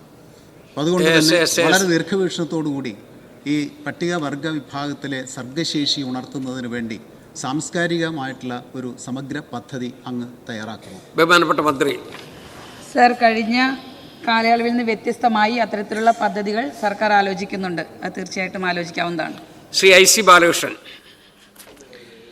സർ, ഈ ഗോത്രബന്ധു പദ്ധതി മെൻ്റർ ടീച്ചർമാരുടെ സേവനം പട്ടികവർഗ മേഖല വിദ്യാർത്ഥികളെ സംബന്ധിച്ച് വളരെ അനിവാര്യമാണ്. അവരെ നിയമനം ഏതാണ്ട് താമസിച്ചിരിക്കുകയാണ്. പല കുട്ടികളും ഇന്ന് വീടുകളിലിരിക്കുക. അവരെ കൊഴിഞ്ഞുപോക്ക് തടയുന്നത് പ്രധാനപ്പെട്ട ഒരു കാര്യമാണ് സാർ. കൂടാതെ ഒരു അധ്യാപകനെ സംബന്ധിച്ച് ഒരു ക്ലാസ്സിൽ 30, 36, 40 വിദ്യാർത്ഥികളാണ് ഒരു അധ്യാപകൻ പഠിപ്പിക്കുക. HSS ആണെങ്കിൽ അത് 66, 65 പോകും സാർ. സാർ, ഇതിൻ്റെ അകത്ത് ഓരോ സ്കൂൾ ബേസിലാണ് മെൻ്റർ ടീച്ചർമാരെ നിയമിക്കുന്നത്. ഒരു സ്കൂളിൽ ശരാശരി 60, 70, 80 പട്ടികവർഗത്തിൽപ്പെട്ട വിവിധ സമുദായത്തിൽപ്പെട്ട കുട്ടികളുണ്ട്. സാർ, ഒരു അധ്യാപന അത് അവരെ കൃത്യമായി കൂട്ടി യോജിപ്പിച്ച് നമ്മൾ ഉദ്ദേശിച്ച ലക്ഷ്യത്തിലേക്ക് എത്തിക്കാൻ കഴിയുന്നില്ല. അതുകൊണ്ട് മെൻ്റർ ടീച്ചർമാരുടെ എണ്ണം ക്വാളിഫിക്കേഷൻ അനുസരിച്ച് വർദ്ധിപ്പിച്ചുകൊണ്ട് ഒരു പ്രത്യേക സംവിധാനം ഗവൺമെൻറ് ആലോചിക്കുന്നു. ബഹുമാനപ്പെട്ട മന്ത്രി. സർ, ഒരു അധ്യയന വർഷം തുടങ്ങുമ്പോൾ 6ാമത്തെ പ്രവൃത്തി ദിനത്തിന് ശേഷമാണ് നമുക്ക് കൃത്യമായി ഓരോ സ്കൂളുകളിൽ നിന്നും കുട്ടികളുമായിട്ട് ബന്ധപ്പെട്ട വിവരം ലഭ്യമാക്കി ശേഖരിച്ചെടുക്കാനായിട്ട് സാധിക്കുക. അപ്പോൾ അതിനുശേഷമാണ് മറ്റ് കാര്യങ്ങൾ. കഴിഞ്ഞ വർഷങ്ങളിൽ താൽക്കാലിക നിയമനമായിരുന്നിട്ട് കൂടി ഓരോ വർഷവും ഇൻ്റർവ്യൂ ചെയ്ത് വിജ്ഞാപനം ചെയ്ത് ഇൻ്റർവ്യൂ ചെയ്ത് എടുക്കുന്നതിന് പകരം ഓരോ വർഷവും അത് റിന്യൂവൽ ചെയ്ത് നടത്തുകയാണ് ഉണ്ടായത്. അത് ഈ സർക്കാർ അധികാരത്തിൽ വന്നതിന് ശേഷം തീർച്ചയായിട്ടും ക്രമവിരുദ്ധമായി നടക്കുന്നുണ്ടെങ്കിൽ അതിനെ നിയമവിധേയമായിട്ട് നമുക്ക് നടത്തുക എന്നുള്ളതാണ് നമ്മുടെ ഉത്തരവാദിത്വം. അത് തിരിച്ചറിഞ്ഞുകൊണ്ടാണ് 6ാം പ്രവൃത്തി ദിനത്തിന് ശേഷം സ്കൂളിൽ നിന്ന് കൃത്യമായിട്ട് വിവരശേഖരണം നടത്തുകയും അതിൻ്റെ അടിസ്ഥാനത്തിൽ വകുപ്പ് വിജ്ഞാപനം നടത്തുകയും ജില്ലാ അടിസ്ഥാനത്തിലും വിജ്ഞാപനം നടത്തി കൃത്യമായിട്ട് ഈ ജൂലൈ 5-ന് എഴുത്തു പരീക്ഷയും മറ്റ് ഇൻ്റർവ്യൂവും മറ്റും വെച്ചിരിക്കുകയാണ്. അതിൻ്റെ അടിസ്ഥാനത്തിൽ തീർച്ചയായിട്ടും സ്കൂളുകളിൽ ഏറ്റവും അടുത്ത ദിവസങ്ങളിൽ തന്നെ അധ്യയന ദിവസങ്ങളിൽ തന്നെ മെൻ്റർ ടീച്ചർമാരുടെ സേവനം ഉറപ്പുവരുത്തും. ശ്രീ മുഹമ്മദ് റിയാസ്. സർ, വയനാട് ജില്ലയിലെ ആദിവാസി മേഖലകളിലെ മെൻ്റർ ടീച്ചർമാർ 241 പേർ നിരാഹാര സമരത്തിലാണ് സാർ. മന്ത്രി അറിഞ്ഞു എന്ന് ഞാൻ പ്രതീക്ഷിക്കുകയാണ്. അവരെയൊക്കെ പിരിച്ചുവിട്ടിരിക്കുകയാണ് സാർ. 2017 മുതൽ സേവനമനുഷ്ഠിച്ച് വരുന്ന ആദിവാസി വിഭാഗത്തിൽപ്പെട്ട മെൻ്റർ ടീച്ചർമാർ ആദിവാസി വിദ്യാർത്ഥികളുടെ കൊഴിഞ്ഞുപോക്ക് തടയുന്നതിൽ നിർണായക പങ്കുവഹിച്ചവരാണ് സാർ. ഇന്ത്യയിൽ ആദിവാസി വിദ്യാർത്ഥികളുടെ വിദ്യാഭ്യാസ കൊഴിഞ്ഞുപോക്ക് ഏറ്റവും കുറവുള്ള സംസ്ഥാനം അഭിമാനത്തോടെ പറയാൻ പറ്റും കേരളമാണ് എന്നുള്ളതാണ് സാർ. എന്നാൽ 9 വർഷത്തോളം ജോലി ചെയ്ത 241 മെൻ്റർ ടീച്ചർമാരെ ഒഴിവാക്കുന്ന വിഷയത്തിൽ അടിയന്തരമായി സർക്കാർ ഇടപെടണം. ഇതിൽ പുതിയ നിയമനങ്ങൾക്കായി നിശ്ചയിച്ചിട്ടുള്ള 45 വയസ്സെന്ന പ്രായപരിധിയും പുതുക്കിയ വിദ്യാഭ്യാസ യോഗ്യതാ മാനദണ്ഡങ്ങളും കാരണം നിലവിൽ ജോലി ചെയ്തു വരുന്ന നിരവധി മെൻ്റർ ടീച്ചർമാർക്ക് അപേക്ഷിക്കാനാകാത്ത സാഹചര്യമുണ്ട് സാർ. അതോടൊപ്പം തന്നെ പുതിയ മാനദണ്ഡം തച്ചനാടൻ മൂപ്പൻ, കരിമ്പാലൻ എന്നിവരുടെ പങ്കാളിത്തം ഉറപ്പുവരുത്തുന്നതിൽ പ്രയാസം വരുന്നു. ഇതിൽ ആളുകളുടെ എണ്ണം കൂട്ടുന്നതിൽ പ്രശ്നമില്ല സാർ. ഇതിൽ അടിയന്തരമായി ഇടപെടണം. സമരസമിതിയുമായി മന്ത്രി സർക്കാർ ചർച്ച ചെയ്യണം, വിഷയം പരിഹരിക്കണം. ഈ മെൻ്റർ ടീച്ചർമാരെ നിലനിർത്തണം സാർ. ബഹുമാനപ്പെട്ട മന്ത്രി. സർ, 2017-18 അധ്യയന വർഷത്തിലാണ് ഈ ഒരു മെൻ്റർ ടീച്ചർ പദ്ധതി നമ്മുടെ സംസ്ഥാനത്ത് വരുന്നത്. അന്നിറക്കിയ ഗവൺമെൻറ് ഉത്തരവിൽ തന്നെ വളരെ വ്യക്തമായിട്ട് പറയുന്നുണ്ട്, അധ്യയന വർഷത്തിൻ്റെ തുടക്കത്തിൽ മെൻ്റർ ടീച്ചർമാരുടെ സേവനം ഉറപ്പുവരുത്തി മാർച്ച് 31-ന് അവരുടെ സേവനം അവസാനിക്കുമെന്ന് ആ ഉത്തരവിൽ തന്നെ വളരെ വ്യക്തമായിട്ട് പറഞ്ഞിരിക്കെ അവരെ പിരിച്ചുവിട്ടു എന്ന് ബഹുമാനപ്പെട്ട അംഗം ഇവിടെ സൂചിപ്പിച്ചത് തീർച്ചയായിട്ടും അടിസ്ഥാനമില്ലാത്തതാണ് എന്ന് ഞാൻ അറിയിക്കുകയാണ്. എന്ന് മാത്രമല്ല, സമരസമിതിയുമായിട്ട് ബന്ധപ്പെട്ട കാര്യം പറയാൻ കാരണം നമ്മുടെ നാട്ടിൽ നിയമനങ്ങൾക്ക് വ്യവസ്ഥാപിതമായിട്ടുള്ള ഒരു നയമുണ്ട്. PSCയുടെ ഗൈഡ് ലൈൻ അനുസരിച്ചാണ് നമ്മൾ വിജ്ഞാപനം നടത്തിയിട്ടുള്ളത് എന്നുകൂടി ബഹുമാനപ്പെട്ട അംഗത്തെ അറിയിക്കുന്നു. ശ്രീ വി മുരളീധരൻ. ഞാൻ ഈ വിഷയം പൊതുവായിട്ടുള്ള, അതായത് ഗോത്രബന്ധു എന്ന് പറയുന്ന പ്രത്യേക പദ്ധതിയല്ല. കഴിഞ്ഞ സർക്കാരിൻ്റെ കാലത്ത് പട്ടികജാതി പട്ടികവർഗ വിഭാഗത്തിൽപ്പെടുന്ന കുട്ടികളുടെയും അതുപോലെ അവരുടെ വിദ്യാഭ്യാസവുമായിട്ട് ബന്ധപ്പെട്ടിട്ടും ഒക്കെ ബജറ്റിൽ അനുവദിച്ച തുക വെട്ടിക്കുറച്ചൊരു സംഭവം ഉണ്ടായിട്ടുണ്ട്. അത് എല്ലാ പദ്ധതികൾക്കും ഉണ്ടായിട്ടുണ്ട്.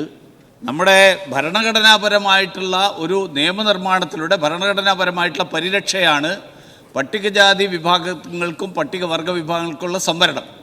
അതിൻ്റെ ചുവട് പിടിച്ചുകൊണ്ടാണ് ബജറ്ററി അലോക്കേഷൻ വരുന്നത്. ക്വസ്റ്റ്യൻ ഷോർട്ടൻ ചെയ്യാം. ഞാൻ അതിലേക്ക് വരികയാണ്.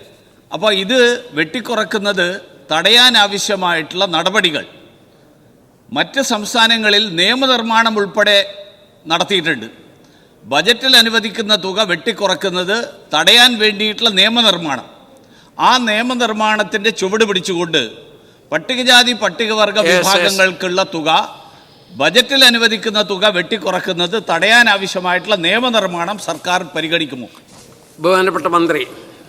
സർ, ഈ സർക്കാരിൻ്റെ നയം തുക വെട്ടിക്കുറയ്ക്കലല്ല എന്ന് മാത്രമല്ല, ബഹുമാനപ്പെട്ട മുഖ്യമന്ത്രി ബഡ്ജറ്റ് അവതരിച്ചപ്പോൾ അതിൽ വ്യക്തമായിട്ട് പറഞ്ഞു, അധികമായിട്ട് നമുക്ക് പട്ടികജാതി പട്ടികവർഗ വിഭാഗങ്ങൾക്ക് വേണ്ടി ക്ഷേമ പ്രവർത്തനം നടത്തുന്നതിന് വേണ്ടി ഫണ്ട് അനുവദിക്കുകയാണ് ഉണ്ടായത്. അപ്പോൾ ഈ സർക്കാരിൻ്റെ നയം വളരെ വ്യക്തമായിട്ട് അതിലൂടെ തന്നെ എല്ലാ ബഹുമാനപ്പെട്ട അംഗങ്ങൾക്കും ബോധ്യപ്പെട്ടിട്ടുള്ളതാണ്. അതുപോലെ തന്നെ നേരത്തെ പറഞ്ഞ നിയമനിർമ്മാണവുമായിട്ട് ബന്ധപ്പെട്ട് ബഹുമാനപ്പെട്ട അംഗം സൂചിപ്പിച്ച കാര്യം പരിശോധിക്കാവുന്നതാണ്. Shri M Vincent. സർ, സംസ്ഥാനത്തെ മോഡൽ റെസിഡൻഷ്യൽ സ്കൂളുകളുടെ ഭൗതിക സാഹചര്യങ്ങൾ വളരെ മോശമായ സാഹചര്യത്തിലാണ് സാർ. കഴിഞ്ഞ കാലങ്ങളിൽ കൃത്യമായ മെയിൻ്റനൻസ് നടത്താതെയും അടിസ്ഥാന സൗകര്യങ്ങൾ ഉറപ്പുവരുത്താതെയും ഇന്ന് അഡ്മിഷന് വരുന്ന കുട്ടികളുടെ രക്ഷകർത്താക്കൾ ആ സ്കൂളിലെ സാഹചര്യം കണ്ട് തിരിച്ചു വിളിച്ചു കൊണ്ടുപോകുന്ന ഒരു സാഹചര്യമാണ്. അതുകൊണ്ട് ഇത്തരം സ്കൂളുകളുടെയും അതുപോലെ തന്നെ പോസ്റ്റ് മെട്രിക് ഹോസ്റ്റലുകൾ ഇവയുടെ എല്ലാം അടിസ്ഥാന സൗകര്യങ്ങൾ മെച്ചപ്പെടുത്താനുള്ള നടപടികൾ സ്വീകരിക്കുമോ? ബഹുമാനപ്പെട്ട മന്ത്രി. ബഹുമാനപ്പെട്ട അംഗം സൂചിപ്പിച്ച കാര്യം വകുപ്പിൻ്റെ ശ്രദ്ധയിൽപ്പെട്ടിട്ടുണ്ട്. ഒരു സ്കൂളിൽ അത്തരത്തിലൊരു വിഷയം പ്രവേശനോത്സവവുമായി ബന്ധപ്പെട്ട ദിവസങ്ങളിൽ നടന്നിരുന്നു. ഞാൻ നേരിട്ടവിടെ പോയിരുന്നു, വിശദമായിട്ട് ആ കാര്യങ്ങൾ വിലയിരുത്തിയതാണ്. മാത്രമല്ല അടിയന്തരമായിട്ട് ചെയ്യേണ്ട കാര്യങ്ങളെല്ലാം ചെയ്തിട്ടുള്ളതാണ്. തീർച്ചയായിട്ടും മറ്റു കാര്യങ്ങളൊക്കെ തന്നെ പരിശോധിക്കാവുന്നു. ശ്രീ ആര്യാടൻ ഷൗക്കത്ത്. സർ, ഈ പട്ടിക ഗോത്രവർഗ വിഭാഗത്തിന് ബേസിക്കലി ഉണ്ടാകുന്ന പ്രശ്നം എന്ന് വെച്ചാൽ ഈ ഓൾ പ്രൊമോഷന് കൊണ്ട് 10ാം ക്ലാസ്സിലെത്തുന്നത് വരെ അടിസ്ഥാനപരമായ സ്കില്ല് പോലും ആർജിക്കാതെ 10ാം ക്ലാസ്സിലെത്തുകയാണ്. നമ്മുടെ ഒരു കുടുംബ ചുറ്റുപാടിലെല്ലാം അവർ വരുന്നത് അവരുടെ ഊരിൽ നിന്ന്. അതുകൊണ്ട് തന്നെ ഓരോ ഊരുകളിലും കൃത്യമായി മലയാളം എഴുതാനും വായിക്കാനും ഒക്കെയുള്ള അടിസ്ഥാന യോഗ്യത ആർജിച്ചെടുക്കാനുള്ള പഠന കേന്ദ്രങ്ങൾ സ്ഥാപിക്കണം സർ. ആ പഠന കേന്ദ്രങ്ങൾ അപ്പോൾ അതിന് എന്തെങ്കിലും പദ്ധതി ITDP ഡിപ്പാർട്ട്മെൻറ്റ് ഇതിനു വേണ്ടി ഒരു മൂവ്മെൻറ്റ് നടത്തിയിട്ടുണ്ട്. പക്ഷേ 10-100 കോളനികളുള്ള സ്ഥലത്ത്, ഊരുകളുള്ള സ്ഥലങ്ങളിൽ 2-3 സ്ഥലങ്ങളിലാണ് ഇത്തരം സാമൂഹ്യ പഠന കേന്ദ്രങ്ങൾ ഉള്ളത്. അത് കൃത്യമായി സാർവത്രികമാക്കി കഴിഞ്ഞാൽ മാത്രമാണ് ഇവർക്ക് ആർജിച്ചെടുക്കാൻ കഴിയുക. സർ, മറ്റൊരു കാര്യം കൂടി ഉണ്ട് സർ. 10ാം ക്ലാസ് പാസ്സാവാൻ സ്ക്രൈബ് എഴുതിക്കാണ് സർ. പഠന വൈകല്യം എന്ന് പറഞ്ഞ് സ്കൂളിന് 100% റിസൾട്ട് ഉണ്ടാക്കാൻ സ്ക്രൈബ് എഴുതിക്കുക. ആ സ്ക്രൈബും കൂടി എഴുതിച്ച് SSLC പാസ്സായി വന്ന ഈ കുട്ടി ഈ സമൂഹത്തിൽ എന്താണ് ചെയ്യാൻ കഴിയുക സർ? ആ രൂപത്തിലേക്ക് മാറുന്ന ഒരവസ്ഥാവിശേഷം ഉണ്ട്. അതൊന്ന് അടിയന്തരമായി ശ്രദ്ധിക്കാൻ കഴിയുമോ? ബഹുമാനപ്പെട്ട മന്ത്രി. പ്രീ സ്കൂളിംഗ് സംവിധാനം സംസ്ഥാനത്ത് വളരെ ഫലപ്രദമായ രീതിയിൽ നടത്തുന്ന കാര്യം വളരെ കാര്യക്ഷമമായി ആലോചിച്ചു വരികയാണ് sir. Question number 63 Shri PS Muhammad Riyas. ബഹുമാനപ്പെട്ട മന്ത്രി. സർ, സംസ്ഥാനത്ത് ജലജന്യ രോഗങ്ങൾ വർദ്ധിച്ചു വരുന്ന സാഹചര്യത്തിൽ പടർന്നു പിടിക്കുന്നത് തടയുന്നതിന് സർവൈലൻസ് സംവിധാനം കാര്യക്ഷമമായി ഉപയോഗിക്കുകയും പ്രതിരോധ പ്രവർത്തനങ്ങൾ നടത്തുന്നതിന് ബന്ധപ്പെട്ട ഉദ്യോഗസ്ഥർക്ക് നിർദ്ദേശം നൽകുകയും ചെയ്യുന്നുണ്ട്. ജലജന്യ രോഗങ്ങൾ തടയുന്നതിന് കേരള വാട്ടർ അതോറിറ്റി വിതരണം ചെയ്യുന്ന കുടിവെള്ളത്തിൻ്റെ സാമ്പിളുകൾ ക്വാളിറ്റി കൺട്രോൾ വിഭാഗം ശേഖരിച്ച് ലാബിൽ പരിശോധിച്ചു വരുന്നു.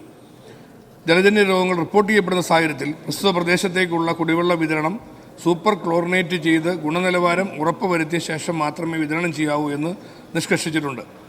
സർ, പരിശോധനാ തലത്തിൽ കണ്ടെത്തുന്ന പ്രശ്നങ്ങൾക്ക് പരിഹാര നടപടികൾ കാണുന്നതിന് വേണ്ടി ക്വാളിറ്റി കൺട്രോൾ വിഭാഗം പുനഃപരിശോധന നടത്തി ഗുണനിലവാരം ഉറപ്പുവരുത്തുന്ന നടപടിയാണ് ഇപ്പോൾ സ്വീകരിച്ചു വരുന്നത്. സർ, വളരെ ഡീറ്റെയിൽ ആയിട്ടുള്ള മറുപടിയാണ്. അത് മേശപ്പുറത്ത് വെച്ചോളൂ. ഞാൻ ശ്രീ PM മുഹമ്മദ് റിയാസ്. സർ, സംസ്ഥാനത്ത് ഈ കുടിവെള്ള പൈപ്പുകൾ പൊട്ടുന്നത് ഒരു പൊതുപ്രശ്നമാണ് സർ. അത് എല്ലാ MLA-മാരും യോജിക്കുന്ന വിഷയമാണെന്ന് ഞാൻ കരുതുകയാണ്. ഇതൊരു കുറ്റപ്പെടുത്തലായി കാണേണ്ടതില്ല. അപ്പോൾ അത് പരിഹരിക്കാൻ എങ്ങനെ ഇടപെടും സർ?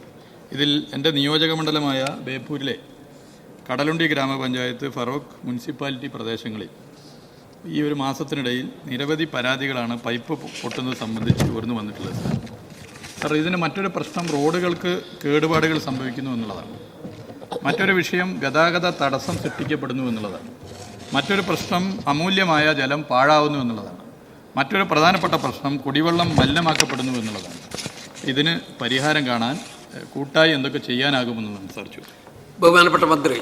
സർ, നമ്മുടെ ജലവിഭവ വകുപ്പ് നേരിടുന്ന ഏറ്റവും പ്രധാനപ്പെട്ട പ്രശ്നങ്ങളിലൊന്നാണ് ബഹുമാനപ്പെട്ട അംഗം മുൻ മന്ത്രി കൂടിയായ ശ്രീ മുഹമ്മദ് റിയാസ് ചൂണ്ടിക്കാണിച്ചത്. സാർ, ഇത് പൈപ്പ് പൊട്ടുക എന്ന് പറയുന്നത് ഒരു സ്ഥിരം നടപടിയായി ഇപ്പോൾ പ്രാഥമികമായ പരിശോധനയിൽ നമ്മൾ ഗവൺമെൻറ് വന്ന ശേഷം ഇക്കാര്യങ്ങൾ വിലയിരുത്തിയപ്പോൾ കാണുകയാണ്. ഇതൊരു നിരന്തരമായ ഒരു ഇടപെടൽ ആവശ്യമായി വരുന്ന ഒരു കാര്യമായിട്ട് മാറിയിട്ടുണ്ട്. 2 പൈപ്പ് പൊട്ടുന്നതിനെ തുടർന്ന് സമയത്ത് നന്നാക്കാതെ വരുന്നതുകൊണ്ട് ഇത് അഴുക്ക് അതിലേക്ക് പ്രവേശിക്കുകയും കുടിവെള്ളം മലിനമാകുകയും ചെയ്യുന്ന സാഹചര്യങ്ങൾ ഉണ്ടായിട്ടുണ്ട്. ഇപ്പോൾ ചൂണ്ടിക്കാണിച്ച പ്രശ്നങ്ങൾ വളരെ ഗൗരവമുള്ളതായി കണക്കാക്കി ഇക്കാര്യങ്ങൾക്ക് പരിഹാരമുണ്ടാക്കാൻ വേണ്ടിയുള്ള കാര്യക്ഷമമായ ഇടപെടലാണ് ആവശ്യം. ഇതിൽ ഫലപ്രദമായ ഇടപെടൽ സമയബന്ധിതമായി നടത്താൻ കഴിയാത്ത വീഴ്ചകൾ നിരവധിയായി കണ്ടെത്തിയിട്ടുണ്ട്. ഇത്തരം പ്രശ്നങ്ങൾ മുന്നോട്ട് പരിഹരിക്കുന്നതിന് വേണ്ടി തീർച്ചയായും വകുപ്പ് തലത്തിൽ കാര്യക്ഷമമായ നടപടികൾക്ക് തുടക്കം കുറിക്കും. സർ, കടലുണ്ടി ഗ്രാമപഞ്ചായത്തിലെ പഞ്ചായത്ത് അംഗങ്ങൾ ഉൾപ്പെടെ ഒരു പ്രക്ഷോഭം ഇതുമായി ബന്ധപ്പെട്ട് നടത്തിയത് അങ്ങയുടെ ശ്രദ്ധയിൽപ്പെട്ട് കാണുമെന്ന് ഞാൻ കരുതുന്നു. വാട്ടർ അതോറിറ്റിയുടെ മുമ്പിലാണ്. രൂക്ഷമായ പ്രശ്നമാണ് സർ. അതിൽ ഈ ബൂസ്റ്റിംഗ് സംവിധാനം കൃത്യതയോടെ പ്രവർത്തിക്കാത്ത ഒരു പ്രശ്നം പ്രധാനപ്പെട്ടതാണ്. കടലുണ്ടി പഞ്ചായത്തിലെ മണ്ണൂർ ഭാഗങ്ങളിലെ ഉയർന്ന പ്രദേശങ്ങൾ പൂച്ചേരിക്കുന്ന്, കീഴ്ക്കോട്, വടക്കമ്പാടം, കടലുണ്ടി, ഭജനമഠം, ചാലിയം, മുരുക്കല്ലിങ്ങൽ തുടങ്ങിയ ഭാഗങ്ങളിലാണ് ഏറെയും ദുരിതം അനുഭവിക്കുന്നത്. കൂടാതെ നിരവധി പ്രദേശങ്ങളിൽ ഈ പ്രശ്നമുണ്ട്. അങ്ങ് അടിയന്തരമായി ഇതിൽ ഇടപെടാൻ പറ്റുമോ? കരാറുകാരുടെ ഭാഗത്തുനിന്നും ഉദ്യോഗസ്ഥരുടെ ഭാഗത്തുനിന്നും അലംഭാവമുണ്ടെങ്കിൽ അങ്ങ് ഇടപെട്ട് ഇതിലൊരു പ്രത്യേക യോഗം വിളിച്ചു ചേർക്കാൻ സാധിക്കുമോ എന്ന് ബഹുമാനപ്പെട്ട മന്ത്രി. കടലുണ്ടി ഭാഗത്ത് ഇത് ജനങ്ങൾക്കുള്ള ബുദ്ധിമുട്ടുകൾ ചൂണ്ടിക്കാണിച്ച് അവിടെ പ്രക്ഷോഭങ്ങളും നിരവധിയായ പരാതികൾ ഉദ്യോഗസ്ഥലത്തിൽ നൽകുന്നതുമെല്ലാം ഇപ്പോൾ നടന്നുകൊണ്ടിരിക്കുന്ന കാര്യങ്ങളെക്കുറിച്ച് സർക്കാരിന് ശ്രദ്ധയിൽപ്പെട്ടിട്ടുണ്ട്.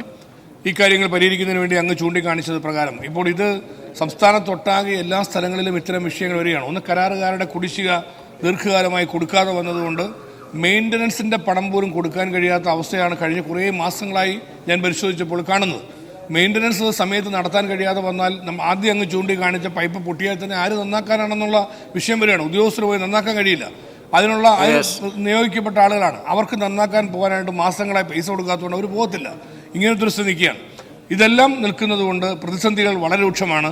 എങ്കിലും അങ്ങ് ചൂണ്ടിക്കാണിച്ച ഗൗരവമുള്ള ഈ പ്രശ്നം പരിഹരിക്കുന്നതിന് വേണ്ടി കടലുണ്ടിയുമായി ബന്ധപ്പെട്ട വിഷയങ്ങൾ പ്രത്യേകമായി പരിശോധിക്കാം. അക്കാര്യങ്ങൾ പരിഹരിക്കുന്നതിന് വേണ്ടി അങ്ങയുടെ സാന്നിധ്യത്തിൽ പ്രത്യേകമായി യോഗം വിളിച്ചു ചേർത്ത് ആവശ്യമായ പരിഹാര നടപടികൾ ഗവൺമെൻറ് സ്വീകരിക്കുന്നതായിരിക്കും. Shri C K Harindran.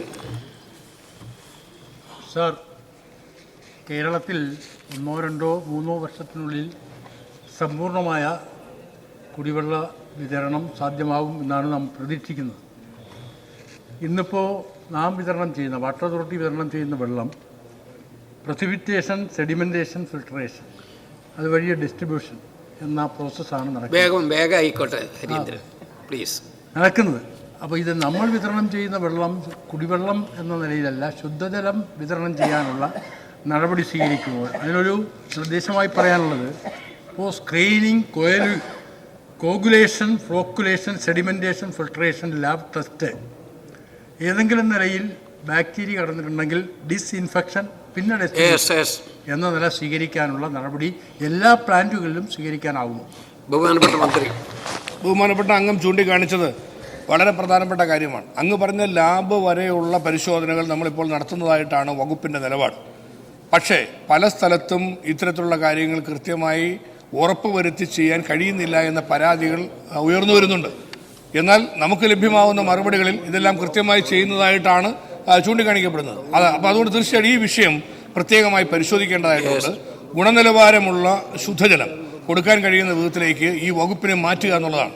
അതിനു വേണ്ടിയിട്ടുള്ള അതിൽ വന്നിട്ടുള്ള വീഴ്ചകൾ പരിഹരിക്കുക എന്നുള്ളതാണ്. അങ്ങ് ചൂണ്ടിക്കാണിച്ചതുപോലെ ഇക്കാര്യങ്ങൾ പ്രത്യേകമായി സർക്കാർ പരിശോധിക്കുന്നതായിരിക്കും. ശ്രീ പി മമ്മിക്കുട്ടി.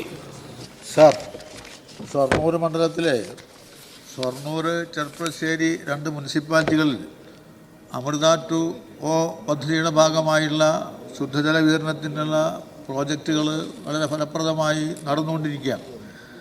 അതോടൊപ്പം തന്നെ മറ്റ് പഞ്ചായത്തുകളിൽ ജലജീവൻ്റെ നേതൃത്വത്തിലുള്ള പദ്ധതി തയ്യാറാക്കിക്കൊണ്ടതിൻ്റെ ഭാഗമായി പൈപ്പ് ലൈനും കാര്യങ്ങളൊക്കെ നടക്കുന്നുണ്ട്. പക്ഷേ ഇതുമായി ബന്ധപ്പെട്ടുകൊണ്ട് നമുക്ക് എന്നൊക്കെ പൂർത്തിയാക്കാൻ വേണ്ടി കഴിയും, എന്ന് വെള്ളം കൊടുക്കാൻ വേണ്ടി എന്നതിനെ സംബന്ധിച്ചൊരു വ്യക്തത വരുത്തണം. രണ്ടാമത്, പല PWD റോഡുകളിലും നേരത്തെ റിയാസ് പറഞ്ഞ പോലെ ഈ വാട്ടർ അതോറിറ്റിക്കാരുടെ പ്രവൃത്തി പൂർത്തീകരണം കഴിയാത്തതിൻ്റെ ഭാഗമായി സർട്ടിഫിക്കറ്റ് കൊടുക്കാത്തതുകൊണ്ട് PWD റോഡിലുള്ള നിർമ്മാണ പ്രവർത്തനത്തിനും കാലതാമസം വരുന്നുണ്ട്. അതുകൊണ്ട് ഈ മഹത്തരമായ പദ്ധതി വിഭാവനം ചെയ്ത ലക്ഷ്യമെല്ലാം നല്ലത് തന്നെയാണ്. സമയബന്ധിതമായി പൂർത്തിയാക്കാൻ ആവശ്യമായുള്ള സത്വര ഇടപെടൽ കൂടി ഉണ്ടാവണം എന്ന് ബഹുമാനപ്പെട്ട മന്ത്രി. സർ, സംസ്ഥാനത്തൊട്ടാകെ ഭൂരിപക്ഷം അസംബ്ലി മണ്ഡലങ്ങളിലും ഈ പദ്ധതിയുടെ ജലജീവൻ മിഷൻ അടക്കമുള്ള പദ്ധതി കാര്യങ്ങൾ തൃപ്തികരമായി മുന്നോട്ട് പോകാത്തതിൻ്റെ പരാതികളാണ് ഉയർന്നു വന്നുകൊണ്ടിരിക്കുന്നത്. അതിൽ ഷൊർണൂർ ചെർപ്പുളശ്ശേരി പ്രദേശങ്ങൾ കുഴപ്പമില്ലാതെ നടക്കുന്നു എന്ന് പറഞ്ഞാൽ അങ്ങേ പ്രത്യേകം അഭിനന്ദിക്കുന്നു. ഇതുമായി ബന്ധപ്പെട്ട കാര്യങ്ങൾ അവിടെ സമയബന്ധിതമായി പൂർത്തിയാക്കുന്നതിന് വേണ്ടി സർക്കാരിൻ്റെ ഭാഗത്തുനിന്നുള്ള ശ്രമം ഉണ്ടാവും. സർ, ഒരു കാര്യം ചൂണ്ടിക്കാണിക്കാൻ ആഗ്രഹിക്കുകയാണ്. ജലജീവൻ മിഷൻ 1, 2, 3 ഘട്ടങ്ങളിലെ പദ്ധതികളുടെ സമയത്ത് റോഡുകൾ നന്നാക്കുന്നത് അടക്കമുള്ള കാര്യങ്ങൾക്ക് വേണ്ടി പണം മാറ്റിവെച്ചിരുന്നില്ല. താൽക്കാലികമായ അറ്റകുറ്റപ്പണിക്ക് വേണ്ടി മാത്രമാണ് പണം വെച്ചിരുന്നത്. അതുകൊണ്ട് ഗുരുതരമായ പ്രശ്നങ്ങളുണ്ടായി. ഭൂരിപക്ഷ സ്ഥലങ്ങളിൽ റോഡ് തകർന്നു കിടക്കുകയാണ്. 2, 4, 5 ഘട്ടങ്ങളിലേക്ക് വന്നപ്പോൾ ഇപ്പോൾ റോഡിൻ്റെ രജിസ്ട്രേഷൻ ഫണ്ട് ഉൾപ്പെടെ വെച്ചുകൊണ്ടാണ് ഇപ്പോൾ കാര്യങ്ങൾ ചെയ്തിട്ടുള്ളത്. ഇപ്പോൾ 2 വർഷത്തേക്ക് കൂടി കേന്ദ്ര ഗവൺമെൻറ് ജലജീവൻ മിഷൻ എക്സ്റ്റൻഷൻ തന്നിട്ടുണ്ട്. അതുകൊണ്ട് നമുക്കൊരു ആശ്വാസമാണ്. ഈ 2 വർഷത്തിനുള്ളിൽ ജലജീവൻ മിഷൻ അടക്കമുള്ള പദ്ധതികൾ പൂർത്തിയാക്കാൻ കഴിയണമെന്നാണ് നമ്മൾ ലക്ഷ്യമിട്ടിരിക്കുന്നത്. അതിനുവേണ്ടിയുള്ള കാര്യമായ ഇടപെടൽ സത്യത്തിൽ എല്ലാ MLA-മാരും കൂടെ സഹകരിച്ചുകൊണ്ട് ഗവൺമെൻറ് അതിന് നല്ല നിലയിൽ നേതൃത്വം നൽകാൻ സന്നദ്ധമാണ്. ഈ സമയബന്ധിതമായി ഇനിയുള്ള കാര്യങ്ങൾ, ഇപ്പോൾ ഒരുപാട് തരത്തിലുള്ള കാലതാമസം നമുക്കുണ്ടായി, ഒരുപാട് പ്രശ്നങ്ങൾ നമുക്ക് നേരിടേണ്ടി വന്നു. ഇനിയുള്ള സമയം പ്രയോജനപ്പെടുത്തി സമയബന്ധിതമായി കുടിവെള്ള പദ്ധതികൾ പൂർത്തിയാക്കുവാനുള്ള നടപടികൾ ഗവൺമെൻറ് സ്വീകരിക്കുന്നതായിരിക്കും. ശ്രീ കെ പ്രേമൻ. ബഹുമാനപ്പെട്ട സാർ, സംസ്ഥാനത്തെ ജലനയം കാലോചിതമായി പരിഷ്കരിക്കാൻ ആവശ്യമായ എന്ത് നടപടികളാണ് സർക്കാർ സ്വീകരിച്ചത് എന്ന് അറിയാൻ ആഗ്രഹമുണ്ട്. മാലിന്യങ്ങൾ അശാസ്ത്രീയമായി തള്ളുന്നത് മൂലം, അതുപോലെ തന്നെ അടിഞ്ഞുകൂടുന്നത് മൂലമോ ജലസ്രോതസ്സുകൾ മലിനമാകുന്നത് തടയാൻ സംസ്ഥാനത്തെ കുടിവെള്ളത്തിൻ്റെ ഗുണനിലവാരം ഉറപ്പുവരുത്തി വിതരണം കാര്യക്ഷമമാക്കാനും എന്തൊക്കെ പുതിയ സാങ്കേതിക വിദ്യകളാണ് അവലംബിക്കാൻ ഉദ്ദേശിക്കുന്നത്? വിശദാംശങ്ങൾ ലഭ്യമാക്കാമോ? വേഗം. മാലിന്യങ്ങൾ അടിയുന്നതുമായി ബന്ധപ്പെട്ടും കുടിവെള്ളം തൃപ്തികരമായ ശുദ്ധജലം കൊടുക്കാൻ കഴിയുന്നതിനെക്കുറിച്ച് ആദ്യം ഞാൻ മറുപടിയിൽ ചൂണ്ടിക്കാണിക്കുകയുണ്ടായി. സർ, ജലനയവുമായി ബന്ധപ്പെട്ട അങ്ങ് ചോദിച്ച ചോദ്യം തീർച്ചയായിട്ടും ഗവൺമെൻറ് ഏറ്റവും പ്രധാനപ്പെട്ട ഒരു നിലപാടായി സ്വീകരിച്ചിട്ടുണ്ട്. പുതിയ ഗവൺമെൻറ് ബഹുമാനപ്പെട്ട മുഖ്യമന്ത്രി ശ്രീ VD സതീശൻ്റെ നേതൃത്വത്തിൽ ചുമതലയേറ്റതിന് ശേഷം ഗവർണറുടെ നയപ്രഖ്യാപന പ്രസംഗം, ആദ്യത്തെ നയപ്രഖ്യാപന പ്രസംഗത്തിൽ ജലനയം ഈ ഗവൺമെൻറ് രൂപീകരിക്കുമെന്ന് പ്രഖ്യാപിച്ചിട്ടുണ്ട്. പുതിയ ജലനയം 2007-2008 കാലഘട്ടത്തിൽ അതൊരു ആലോചന നടന്നു, പിന്നീട് നടന്നിട്ടില്ല. അതുകൊണ്ട് ഒരു ജലനയം രൂപീകരിക്കുന്നതിനുള്ള നടപടികൾ ഗവൺമെൻറ് തീർച്ചയായിട്ടും ആവിഷ്കരിക്കുന്നതാണ്. അതിൽ നമ്മുടെ ഈ മേഖലയുമായി ബന്ധപ്പെട്ടുള്ള എല്ലാ പ്രശ്നങ്ങളെയും അഡ്രസ്സ് ചെയ്യാൻ കഴിയുന്ന വിധത്തിലുള്ള നിലപാട് സർക്കാർ സ്വീകരിക്കുന്നതായിരിക്കും. ശ്രീ ചാണ്ടിയമ്മൻ. സർ, നമ്മുടെ റോഡുകളുടെ കാര്യമാണ് എനിക്ക് ചോദിക്കാനുള്ളത്. പ്രത്യേകിച്ച് PWD വകുപ്പിൻ്റെ അല്ലെങ്കിൽ ഏതെങ്കിലും റോഡ് പൊളിക്കാൻ വേണ്ടി, പൈപ്പ് റിസ്റ്റോർ ചെയ്യാൻ വേണ്ടി, അല്ലെങ്കിൽ പൈപ്പ് നന്നാക്കാൻ വേണ്ടി റോഡ് പൊളിക്കും. പക്ഷെ അങ്ങനെ കിടക്കുകയാണ് സർ. പിന്നെ ഒരിക്കലും അത് റിസ്റ്റോർ ചെയ്യുന്ന സാഹചര്യമില്ല. 2-3 മാസം അല്ലെങ്കിൽ 4 മാസം 6 മാസം വരെ കിടക്കുന്ന സാഹചര്യമാണ്. ഈ റിസ്റ്റോറേഷൻ ഒരു സമയം വെക്കാൻ തയ്യാറുണ്ടോ എന്നുള്ളതാണ് എൻ്റെ ഒരു ചോദ്യം. തീർച്ചയായിട്ടും റോഡുകൾ മുറിക്കുന്നത് ഇന്ന് ഈ കുടിവെള്ള പദ്ധതിയുമായി ബന്ധപ്പെട്ടുള്ള ഏറ്റവും വലിയ പ്രശ്നങ്ങളിലൊന്നായി മാറിയിരിക്കുകയാണ്. ഞാനിപ്പോൾ ചൂണ്ടിക്കാണിക്കുകയുണ്ടായി.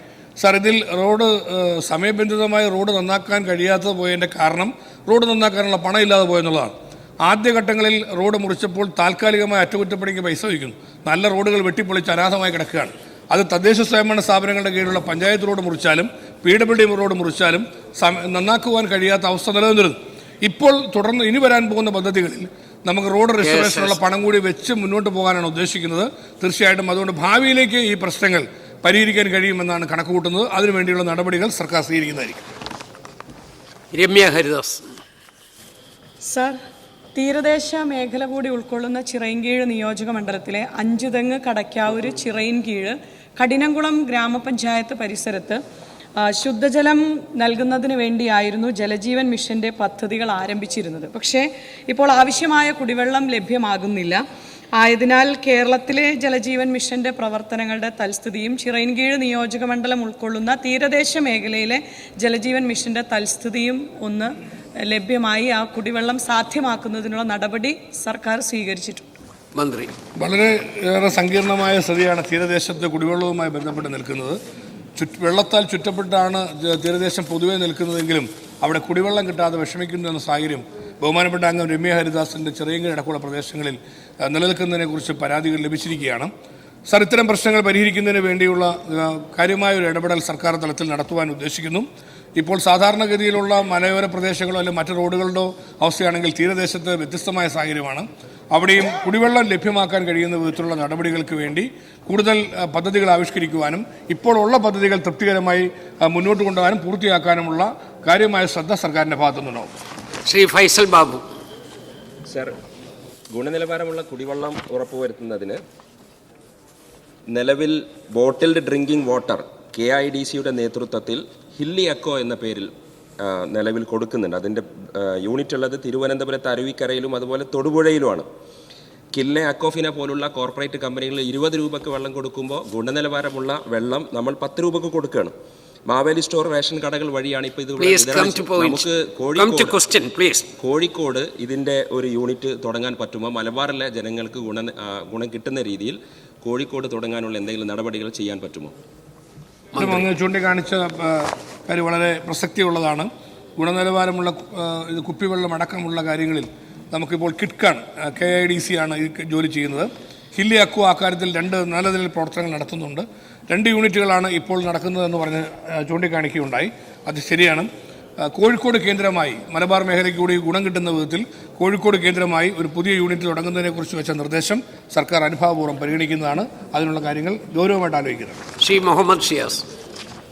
സർ, കടലും കായലും കൊണ്ട് ചുറ്റപ്പെട്ട ഒരു നിയോജക മണ്ഡലമാണ് കൊച്ചി നിയോജക മണ്ഡലം. 40-50 വർഷക്കാലം മുമ്പിട്ട ആസ്ബറ്റോസ് പൈപ്പുകളാണ് ഇപ്പോഴും അവിടെ ഉള്ളത്. അത് മാറ്റി സ്ഥാപിക്കാൻ ഈ പൈപ്പുകളെല്ലാം പൊട്ടി മലിനജലം കുടിക്കേണ്ട ഒരു സാഹചര്യമാണ് ആ നിയോജകമണ്ഡലത്തിലെ ജനങ്ങൾക്കുള്ളത്. അത് മാറ്റി സ്ഥാപിക്കാനുള്ള പദ്ധതികൾ നേരത്തെ അമൃത് മിഷൻ്റെ ഭാഗമായിട്ടുള്ള പദ്ധതികൾ 2 പ്രധാനപ്പെട്ട പദ്ധതികൾ ഉണ്ടായിരുന്നു. പക്ഷേ അതിൻ്റെ കരാറുമായി ബന്ധപ്പെട്ട് അത് ടെൻഡർ ചെയ്ത നടപടിയിൽ എക്സസ് വന്നതുകൊണ്ട് ആ പദ്ധതി ക്യാൻസൽ ചെയ്യുകയുണ്ടായി. അങ്ങനെ നിരന്തരം ഇത് ക്യാൻസൽ ചെയ്യുന്ന ഒരു നടപടി വന്നാൽ എങ്ങനെയാണ് ജനങ്ങൾ ശുദ്ധമായ കുടിവെള്ളം എന്നാണ് കുടിക്കാൻ കഴിയുക? അപ്പോൾ ആ പദ്ധതി 2ഉം പുനഃസ്ഥാപിക്കാനുള്ള നടപടി ചെയ്യാൻ ഈ മന്ത്രി തയ്യാറാകുമോ എന്ന് ബഹുമാനപ്പെട്ട അംഗം ശ്രീ മുഹമ്മദ് റിയാസ് ചൂണ്ടിക്കാണിച്ച വിഷയം അദ്ദേഹം പരാതിയായി എഴുതി തന്നിട്ടുണ്ട്. ഞങ്ങൾ പ്രാഥമികമായ കാര്യങ്ങൾ വകുപ്പ് തലത്തിൽ പരിശോധിച്ചു. കൊച്ചിയിൽ തൃപ്തികരമായ കുടിവെള്ള വിതരണം നടക്കുന്നില്ല. പഴയ കാലത്തിട്ടിരിക്കുന്ന പൈപ്പുകൾ പൊട്ടി ഒരുപാട് പ്രശ്നങ്ങൾ വരികയാണ്. അതുകൊണ്ട് ഇക്കാര്യങ്ങൾ പരിഹരിക്കുന്നതിനെക്കുറിച്ച് ആലോചിക്കുന്നതിന് വേണ്ടി ബഹുമാനപ്പെട്ട അംഗത്തിൻ്റെ സാന്നിധ്യത്തിൽ 29-ാം തീയതി തിങ്കളാഴ്ച പ്രത്യേക യോഗം ബന്ധപ്പെട്ട ഹൈ ലെവൽ യോഗം ബന്ധപ്പെട്ട ഉദ്യോഗസ്ഥരുടെ സാന്നിധ്യത്തിൽ വിളിച്ചുകൂട്ടാൻ തീരുമാനിച്ചിട്ടുണ്ട്. അതിൽ പരിശോധിച്ച ശേഷം ആവശ്യമായ പരിഹാര നടപടികൾ സ്വീകരിക്കുന്നതായിരിക്കും. ശ്രീ വിഷ്ണു മോഹൻ. സർ, ഈ സൗജന്യ കുടിവെള്ള പദ്ധതി ഉപഭോക്താക്കളായിരുന്ന സുനാമി ഫ്ലാറ്റുകൾ, മത്സ്യഗ്രാമങ്ങൾ, പട്ടികജാതി കോളനികളിലൊക്കെ ഇപ്പോൾ വലിയ കുടിശ്ശിക വന്നുകൊണ്ട് അവർക്ക് നോട്ടീസ് അയച്ചുകൊണ്ട് വൈദ്യുതി കണക്ഷൻ വിച്ഛേദിക്കുന്ന ഒരു സ്ഥിതിവിശേഷം ഉണ്ടായിട്ടുണ്ട്.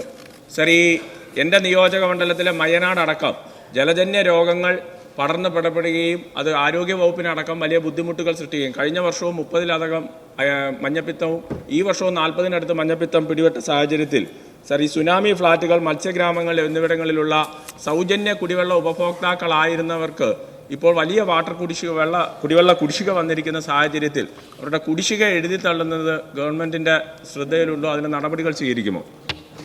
സർ, വാട്ടർ അതോറിറ്റി വളരെ വലിയ സാമ്പത്തിക പ്രതിസന്ധിയിലൂടെ കടന്നു പോവുകയാണ്. സർ, അതുകൊണ്ട് ഇപ്പോൾ സത്യത്തിൽ ഇത് എഴുതിത്തള്ളാൻ കഴിയാത്ത സാഹചര്യം നിലവിലുണ്ട്. പക്ഷേ എങ്കിലും ഇത് പറഞ്ഞതൊരു മാനുഷിക പ്രശ്നമാണ്.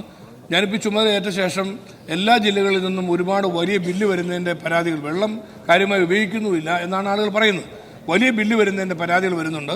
ഇക്കാര്യത്തിൽ സാമ്പത്തികമായി പ്രയാസപ്പെടുന്ന ഇതൊരു അദാലത്ത് പോലെ എന്തെങ്കിലും സിസ്റ്റം സർക്കാർ തലത്തിൽ ആലോചിക്കുന്നതാണ്. ഇതുപോലെ വിഷമിക്കുന്ന അർഹതപ്പെട്ട പാവപ്പെട്ട മനുഷ്യനെ ഈ ഒരു ബുദ്ധിമുട്ടിൽ നിന്ന് ഒഴിവാക്കുന്ന കാര്യം ബഹുമാനപ്പെട്ട മുഖ്യമന്ത്രിയുമായി കൂടിയാലോചിച്ചുകൊണ്ട് എങ്ങനെ സർക്കാരിനെ സഹായിക്കാൻ കഴിയുമെന്നതിനെക്കുറിച്ച് പരിശോധിക്കുന്നതാണ്.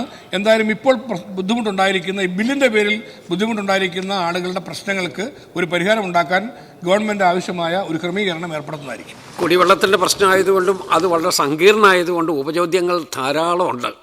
വെള്ളം പോലെ തന്നെ അത് ഒഴുകുകയാണ്. അപ്പോൾ അടുത്ത ക്വസ്റ്റ്യനിലോട്ട് പോകാതിരിക്കാൻ നിവൃത്തിയില്ല. Question number 64 Shri AKM Sharif Ashraf. ബഹുമാനപ്പെട്ട പട്ടികജാതി പിന്നോക്ക ക്ഷേമ വകുപ്പ് മന്ത്രി.